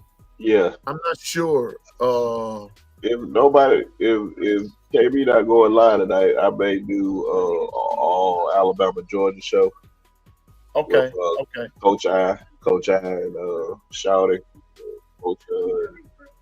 So we'll see how that goes. I'm not sure what's everybody's schedule, but I need to get up with KP because I don't want to interfere with his show. Right. Get your score again, B Sharp. 27-20 Alabama. Gotcha. All right. Good. Now, while we at it, B Sharp, while you're here, and you and Susan can talk about this at some point or another. B Sharp, I'm going to have to put this 85-inch TV giveaway together and everything. Now, you hollering one thing, Susan hollering something else, and we might run into a problem here. And so I'll y'all need to come together and have a talk. Cause you're saying you just go ahead and give it to you. Susan is saying just go ahead and give it to her. Both of y'all can't get it unless I buy 2 TVs. Bill Valentine, Sharpshooter Sports Talk. It's under my name, brother. Yeah, I appreciate you. Yeah, I'm about to say, come check me out, man. I appreciate you. I always have my guys on the show with me, always showing love. But we really push B Sharp now. We really push him. Bishop, do you have a show? I'm with Hall of Fame. I'm one of the behind the scenes of Hall of Fame. Oh, you okay. Jason. Yeah. Okay. Yeah. We believe in pushing, and I believe in really promoting everybody that has shows and everything. So B Sharp and Coach Carl and Coach, man, those my dudes there, man. Coach Sean, Bama Standard, Hall of Fame, Jason, man. I love them all. And so yeah. Oh, I do have a show with Coach Ricks, and I have a show where I actually break down film. I break down film and answer emails. But I'm just thankful to be amongst y'all to just chop it up and share what I can share. Yeah, Oh yeah, you know, Coach Bishop. Now I'm gonna tell you, like I say at the end of my show, I'm no expert, but I just know what I'm talking about. You know, I'm watching, and I've said this before. The SEC already was starting. Let me see, out of the 15, 16 teams, over half of the SEC was starting with new quarterbacks, this year. And that was going to cause some, you know, that ship is going to wobble a little bit. But at the end of the day, the SEC is still going to be well represented around playoff time. It's still going to be well represented. So it's exciting. It's exciting and everything. So I know. Bishop, somebody had a question for you in the chat.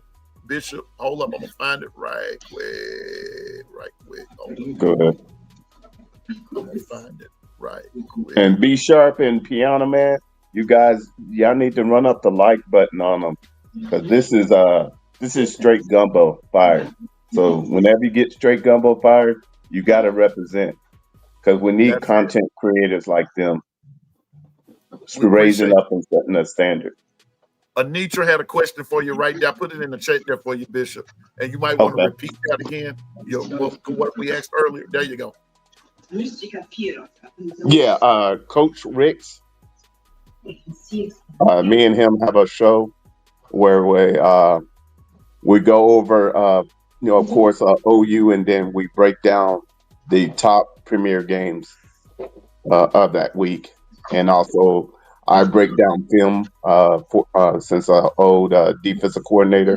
I like to get in the X's and O's and just to help people to understand how to, when you're looking at something, why they do certain things and why oftentimes a big run is usually a run fit that somebody didn't do their job. So that's all.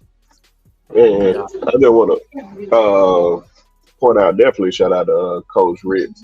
So I know when Alabama Oklahoma week come up, make sure you tell Coach Ricks we all gonna be on a show together with Jason. It's probably gonna be a Royal Rumble, so man, we're gonna definitely have to put lead and knives and the guns in the car. Hey, right now we will definitely be looking forward to that. But right now, the next opponent is Kent State. We can't look no further. We got stuff we got to attend to, but we appreciate the offer, and we'll definitely answer the call. Oh yeah, and Keith, definitely appreciate that, man. Now I say you guys make the show fun, and appreciate everybody for supporting that interview. If you haven't seen the interview last night with Xavier Griffin, go check it out. Make sure you hit the like button. If you're not subscribed to the channel, go subscribe. Go check it out. Big shout out to Ephraim last night, brother. Definitely appreciate it. That means you really love it, brother. So I definitely appreciate that.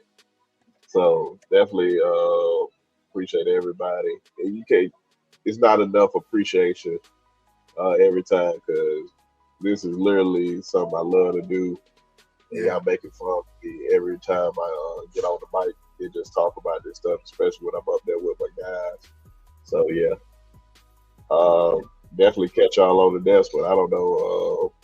I'm hoping we at least do a full Alabama Georgia breakdown tonight with Coach Idell. But more than likely, I would say yes. So tonight at 6 o'clock. I'm just gonna say right now tonight at 6 o'clock. Yeah, and we saw where Bobby's not going to come on today. So what I'm going to do is, because I normally try to support Bobby at that 2 o'clock hour. So what I'm going to do, I'm going to try to come back on around 3-ish, somewhere along there. And so therefore, between that time and the time B Sharp comes on, we're still having some more Alabama Georgia conversation. We want to keep the block hot. That's what we want to do. We want to make sure everybody's on the same page. And, like I told you just a couple of minutes ago, Bishop and B Sharp, y'all, I don't know if y'all heard it or not. I became a pawpaw of 13 pigs last night. I'm a farm boy. And so I'm kind of tired because we just had that going. But I'm gonna try to come back on around the 3 o'clock hour and or somewhere along that line, and we're going to continue to have some Alabama, Georgia content. I should have the pigs under control by then. I do have another. Sal that is expecting here any minute now too. So I just got a lot going on, but I love doing this. This is fun. I'm like B Sharp, and as a matter of fact, B Sharp is part of the reason I'm on here, Coach Don and others. So, I'm learning from them. But we see you, Coach Al. But Coach Al, I'm gonna come back on around the 3 o'clock hour, I think. And so, hopefully you can come back on them, Bishop, B Sharp. Y'all ain't doing nothing. Come back on and. Let's continue to keep this train going. It's going to be a great weekend. I'm really through talking about it. I'm ready to be about it. But we all know we have to wait this process on out. So it's going to be fun. Oh yeah, man. So like I said, man, it's gonna be that's what I said tonight at 6 o'clock. That's what I said. I'm just gonna go ahead and say it, man. Tonight at 6 o'clock, y'all already know nothing else but Alabama, Georgia. Yeah. Everybody pull up. If you're not subscribed, subscribe. And I know it's gonna be some Georgia fans in the chat. I know it's gonna be trolls in the chat, even some fanboys in the chat. So y'all just come over there and show you love. And talk some good football. Thank you again. Thank everybody. Appreciate 2 y'all. more days. I'm with you, Keith. 2 more days, bro. And be sharp. Before you go though, I have one question about last night because I missed part of the answer. What made Zay want to come to Bama? I missed the full answer. Oh man, you can just tell that he really ain't go fully into depth because it was more of like, because I was more focused on Coach C-Rob. Like his influence on him just kept pressing or whatnot to get him there. But it was just like he grew up being a fan of the school.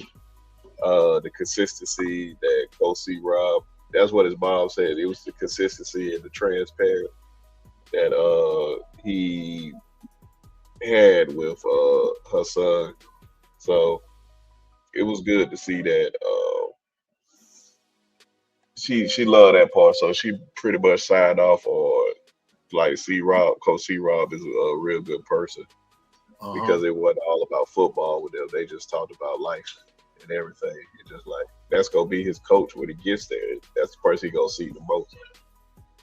So I felt like he felt more comfortable with Alabama. And the one thing that I did enjoy was his mom being very vocal about different things. You can tell that mom has some standards. Let me put it like that. Mom has some standards. Mom has some principles, and she ain't jiving around. And she stand on those principles. And you can tell Xavier, he respects her, and he respects what mom stands for. And that was all right. And Dwight said that, and I'm gonna go back and watch it. He said that the players made him feel like he was a part of the team, and that's what Coach Carl was saying earlier too, about them making you feel like that you're already a part, even though you just committed and hadn't signed anything. But they want you to be a part of that legacy and leave one. So I enjoyed it. Be sharp. I'm gonna be honest. I'm with Coach Sean. That's your best one of the year. That's your best one today. Oh yeah, man. That's what I said. Definitely the highest recruit had on the show so far. Plan on having many more up there. That's what I said, man. It wouldn't happen without the people. That's what I said. Can't thank them enough. From like Miss Susan, Ephraim, Bobby, Jeff, Dwight, just everybody consistently, Kim, Latoya, there's so many people today that Steven that really support you and continue to show up every single time. Of course, you would enjoy the new people that come in because they just recognize, but the people that's been consistently there to see your channel grow from where you barely could get could barely get 50 views. Now you get over 1,000 views, and they was there for the beginning. So you try to really acknowledge them and try to do things for them and try to be consistent, get better and better each and everything. So that's why I said it's not enough appreciation for those people for always showing up and showing out. Exactly. Now, Bishop Newkirk, I know you with them fellas and all that good stuff. But bro, I'm ready to see you do something on your own too, man. You too knowledgeable. It's coming. It's coming. Yeah. Listen, if an old big dummy like me can do it, you can. Hey, don't you're a brother in the Lord. Hey, if you're making gumbo, hey, you know how to do it slow and easy. Slow and easy, man. Listen, it you know what? It's all about a marathon. This ain't a sprint. It's a marathon. And so I got to thinking about that, and as B Sharp was talking, and I learned from all of you all. And one of the things that I said that I wanted to do was I said I thought I wanted just to make some things happen like immediately, but then it was like the Lord showed me like just build it, just build it, one season at the time. So I'm thankful for what I have, and everything. And as the time goes on, I add to it, just add to it. Before you know it, we'll get there. This season, I was just more or less trying, getting started. But when I saw how close B Sharp was and everything, I focused on a lot of my energy into getting my brothers where they needed to be, even though I'm behind them and everything. That don't bother me. That doesn't bother me. But making sure that they, it's Bishop, you know what I'm about to say. Job prospered when he prayed for his friends. That's what the Bible says. Come on now. He prospered when he prayed for his friends. I'm prospering by just pushing B Sharp. I'm prospering when I'm pushing Coach Al, Coach Sean, Ty Hayes, or any of the rest of them, Bobby Sprinkle, DSGB. God causes me to prosper on the back end of some things. I don't have to have 1,000 people to be liked.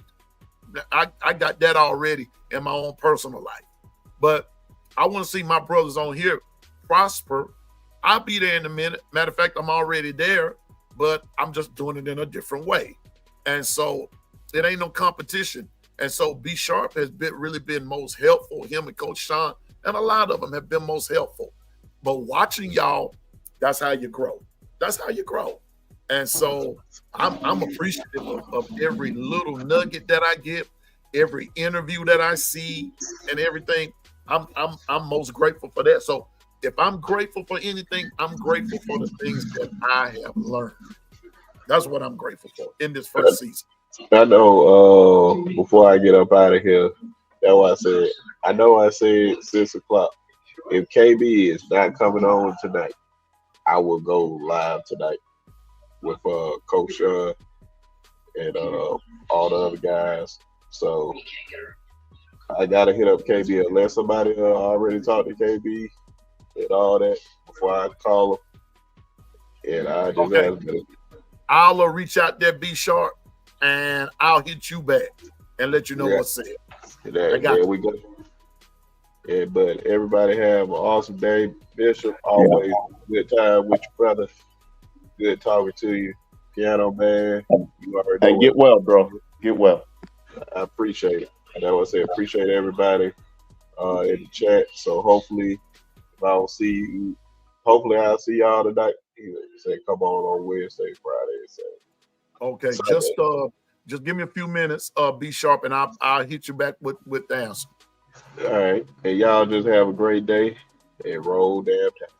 Roll tide there, brother. Appreciate you, B Sharp. Appreciate you. And Bishop, like I said, man, being a carrier of the gospel as well, brother. And when I just say old big dummy like me, I'm a Fred Sanford fan. Hey, just remember, I like my hog head cheese.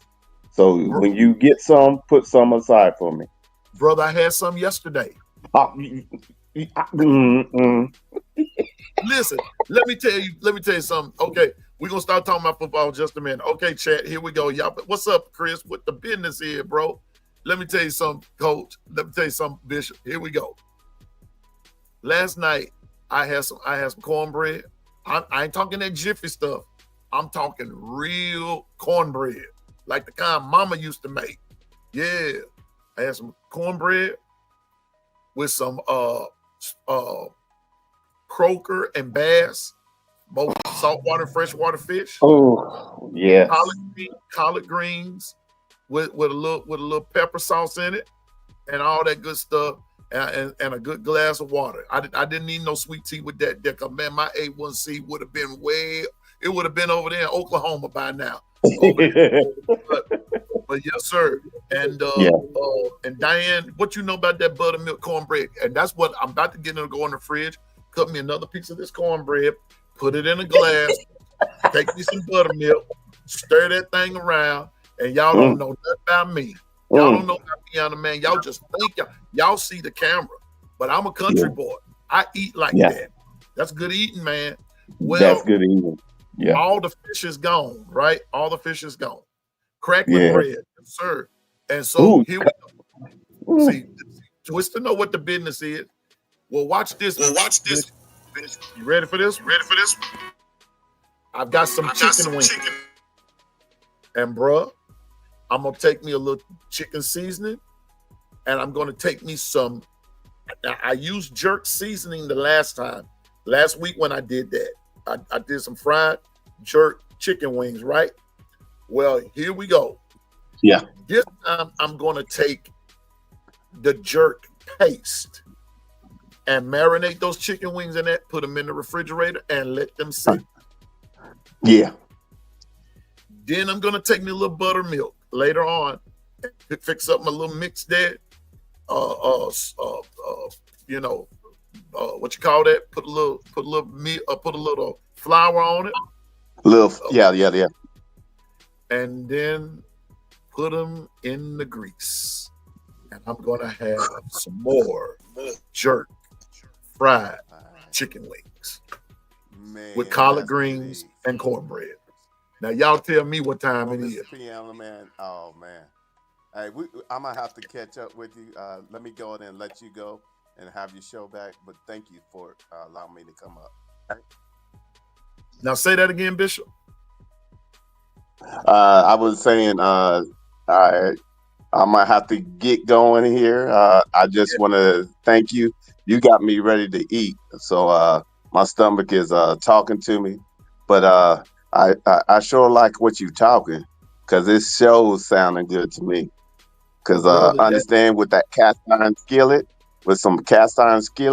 put a little oleo, and I can go in. Because you're about to leave. Oleo. What you know about that oleo, man? Come on, Bishop. What you know about the oleo?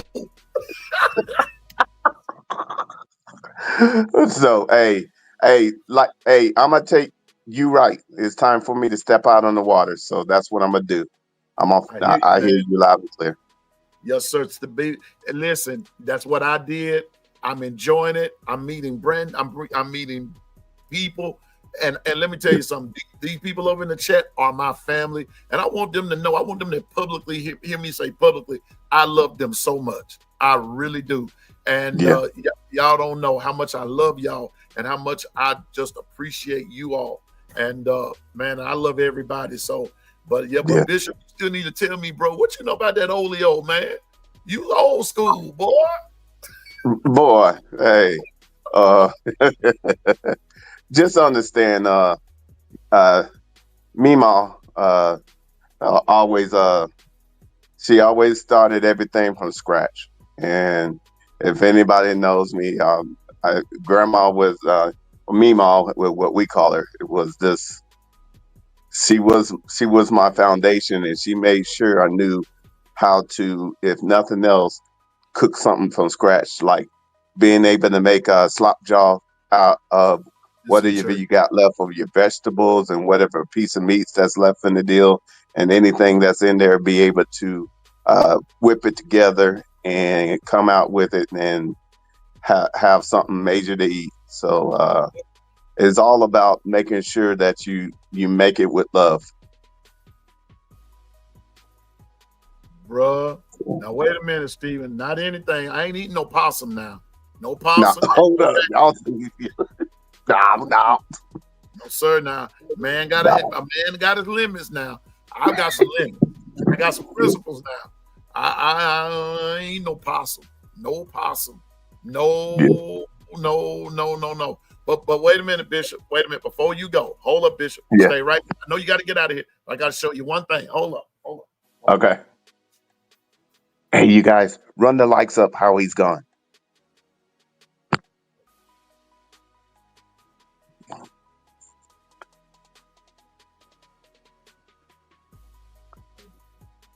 Some jambalaya, some 7-Up pound cake from scratch, Mississippi mud cake. Shoot. Some brim, some gar, a whole hog smoked in the ground. Yeah, smoked in the ground hog, man. And that's what I got to work on. I got to work on my underground grilling skill. Yeah. But Bishop, I got something coming for you right now. So Twister talking about some shrimp gumbo, all that kind of stuff. Well, hold up, Bishop. Okay, I'm right here. Hold up. Some. I'll show you something. I'll show you something. I'm right here. Oh yeah. Keep hoking. What you know about some buttermilk pie, man? Chicken jambalaya. Stop. Ooh, I ain't heard that in ages. You know about that buttermilk Get pie? down to bad self. You better stop. Y'all see, this is what tailgating is all about. That's what tailgating is all about. I got to get me another refrigerator. I got to get me another refrigerator because the refrigerator that I have is just too small. It's too I know small. that's right. Too small. And see, I like to be finding my stuff. Just put your hand on it. I'm like my daddy used to be. Just put your hand on it and let's go. But yeah, definitely. Shoot. Barbacoa, menudo, pozole. Man, we do everything over here. Now, Bishop, on behalf of the Long Run with Piano Man, I just want you to know, Bishop, here is some sauce in my hand.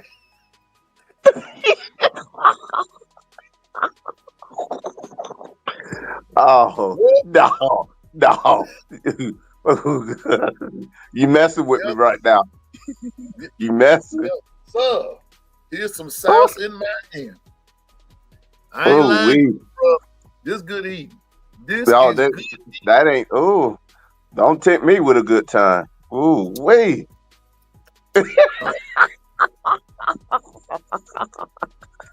I'm about to have a Baptist fit. Look.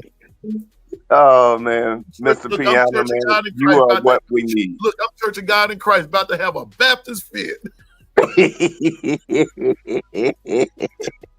Hey, I tell you what, ain't nothing. I tell you, it ain't nothing that with somebody that really knows how to throw down in the kitchen and loves to tailgate. Oh man. There's nothing about bringing the people together as one and to fellowship, because that's what's needed. That's what's currently missing, is being able to fellowship over some good eats, have a good debate, and then NR sleep in. Oh, my bad. It slips in after you ate real good.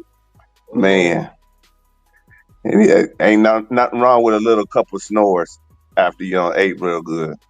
And Bishop, And Bishop, just to show you how good of a sport I am, and Susan, and all y'all, just to kind of show you that I'm a good sport. I'm a good sport, and everything. Here you go. And I have dessert, pound cake. Now you ain't right. I'm a good sport. You ain't right. I'm a good sport. I'm a good sport. Shoot. Good sport. So y'all just know now. Y'all just know. You know, Baptists know how to eat. Kojic know how to eat too. Keith, don't get it twisted. You know. Yeah, don't get it twisted. Look, get it twisted. Church of God in Christ know how to eat, brother. Shoot, give me some collard greens, some mustards, and some hot water cornbread, and some Louisiana. Ooh, shit, boy, I'll hurt myself. I'll try to start turning black flips. Y'all have to come scrape me off the ground, but I'm gonna still give it a shot. And don't say, wait a minute, and don't say I don't accommodate.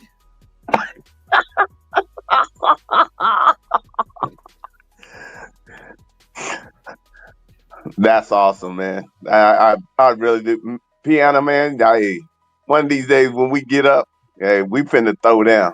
We finna throw down and have everybody come to the tailgate. Listen, and I've already invited. I'm finna tell you now, and my folks know me.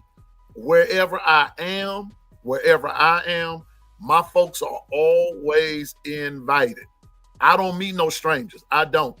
I might not have a lot of money, but you ain't gonna never go hungry around me, because I don't want to see nobody eat by themselves. So I'm gonna join you. You see what I'm saying? Absolutely. Man, look at him. We had a little hog unalive, if you a couple of weeks ago, Bishop. That bad boy strung up, and the cracklings are on the way. Cracklings on the way. The bacon is on the way. You see what I'm saying? And yes, sir. And please, I love myself some country living, and I'm waiting on give me some goat ribs. That's what I'm waiting on. So, man, we know how to tailgate down here. Real tailgate. I hear you. Hey. I'm trying, slowly but surely around here. But hey, you know how we get down. Us Louisiana folk know how to. We migrate. We bring everything that we have been taught to where we're at. So, my father's from Louisiana, Bogalusa to be exact. And so, I have relatives in Bogalusa and New Orleans. So I got it bad. And so, yes, sir. So, anyway, I'm gonna go, y'all. I'm gonna go. This sounds me calling me. Got to give me a cracker to go with it. And tell him, hey, run up the likes. Tell him he ain't right. He ain't sharing. Hey, and so if you haven't hit that like button, please hit it for me. Please, come on now. I don't. Yes, Carl, go get you some hog jives. I'm telling you now. I'm telling you, y'all don't know nothing about Piano Man. Y'all think y'all know. I'll come to your house. What you say, Bishop? Y'all messing me up. I had to come on and show my face off of that one. I'm eating that hog head cheese now. All right, bye. You messing me up. I ain't got nothing near that. Come on, Susan. We got you. Susan, I told y'all always welcome. And look at him. It won't take long. I get out there on that grill, make it happen. I get in that kitchen, make it happen. It don't, but I'm finna do them. I'm finna marinate those wings like right now, and they're gonna be in the refrigerator till I get ready to fry them this evening. All right. All right, man. Let me let you go. Thank you again for having me. It's truly a blessing, and there's many blessings bestowed to your crown. Thank you, sir. Thank you, and God bless you, man. God bless you, brother. God bless your talent and all that kind of stuff. Half the chat is mad with me right about now. They're saying. All right, you guys have a great day. And we will be talking real soon, brother. And man, keep going hard like you go, brother, in Jesus' name. Absolutely. All appreciate right, you guys. Yeah, man. I appreciate you. All right. That's Bishop Newkirk, everybody. That's the bishop joining in with us, having a good time. And Piano Man is about to go do likewise. Like I said, I got to go find a cracker or two for my hog head cheese. I got to get back out here, check and see how everybody's doing, with my pigs and all that kind of stuff. And I got a lot of stuff going. So, but I want everybody to have a great day. Have a great day. I'm going to try to come back on around the 3 o'clock hour and everything. We want to continue a great Bama conversation. Now, if you want me to come back on at 3, let me know. If not, then let's wait till B Sharp comes up. Oh, I got to call KB. I got to call Big KB. Yeah, we got to. Bishop always know he can come back. Bishop knows what's up. Bishop knows what's up. And, but we're going to do everything that we can do to increase the quality of our show and everything. Like I said, I'm just getting started, but trust me, Piano Man is working hard to make sure, that the long run gets better each and every day. But it takes y'all, like B Sharp said, but it takes you all, the people, to do it. And I appreciate you all. Yes, sir. So thank you, Bishop. Always welcome, man. And the gumbo spicy. I want to show you about that spicy gumbo. Yes, sir. Put a little alligator tail in it, and you got yourself some. That's right. So anyway, but I saw somebody else say something. I'm out of here. That they said they like that they like pie, right? Okay, I got you. I got you, Twister. Twister, hopefully you can get on and we can talk. If I get on at 3, I'm telling you. See, y'all. Anyway, you said you like pie. I do too. Sweet potato pie is my favorite. It's my favorite pie. I love buttermilk pie. And I kind of like a little egg custard every now and then, not all the time. But I love sweet potato pie. So I'm a pie man too. I forgot who put that in the chat. But I'm a pie man. I love pie. And then somebody said, Stephen, you a breast man, ain't you? Well, it's legs and thighs for me. I'm sorry. Yeah, buffalo don't have wings either. But anyway, y'all, we not going there. Pecan pie is okay. You got too much. It's doing too much. Apple and cherry. Yeah, apple is good. And give me a good old-fashioned peach cobbler, and you got yourself something. And I love that crust in a peach cobbler. Lord have mercy. I love that crust in a peach cobbler. But anyway, we'll talk about all that later on. Y'all have a great day. And remember,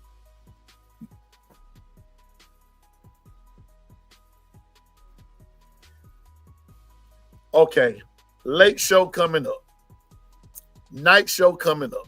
Okay, just for, who is that? William Bryant. Late show coming up. I'm not going to address that, William, because we're going to have a difference of opinion on that.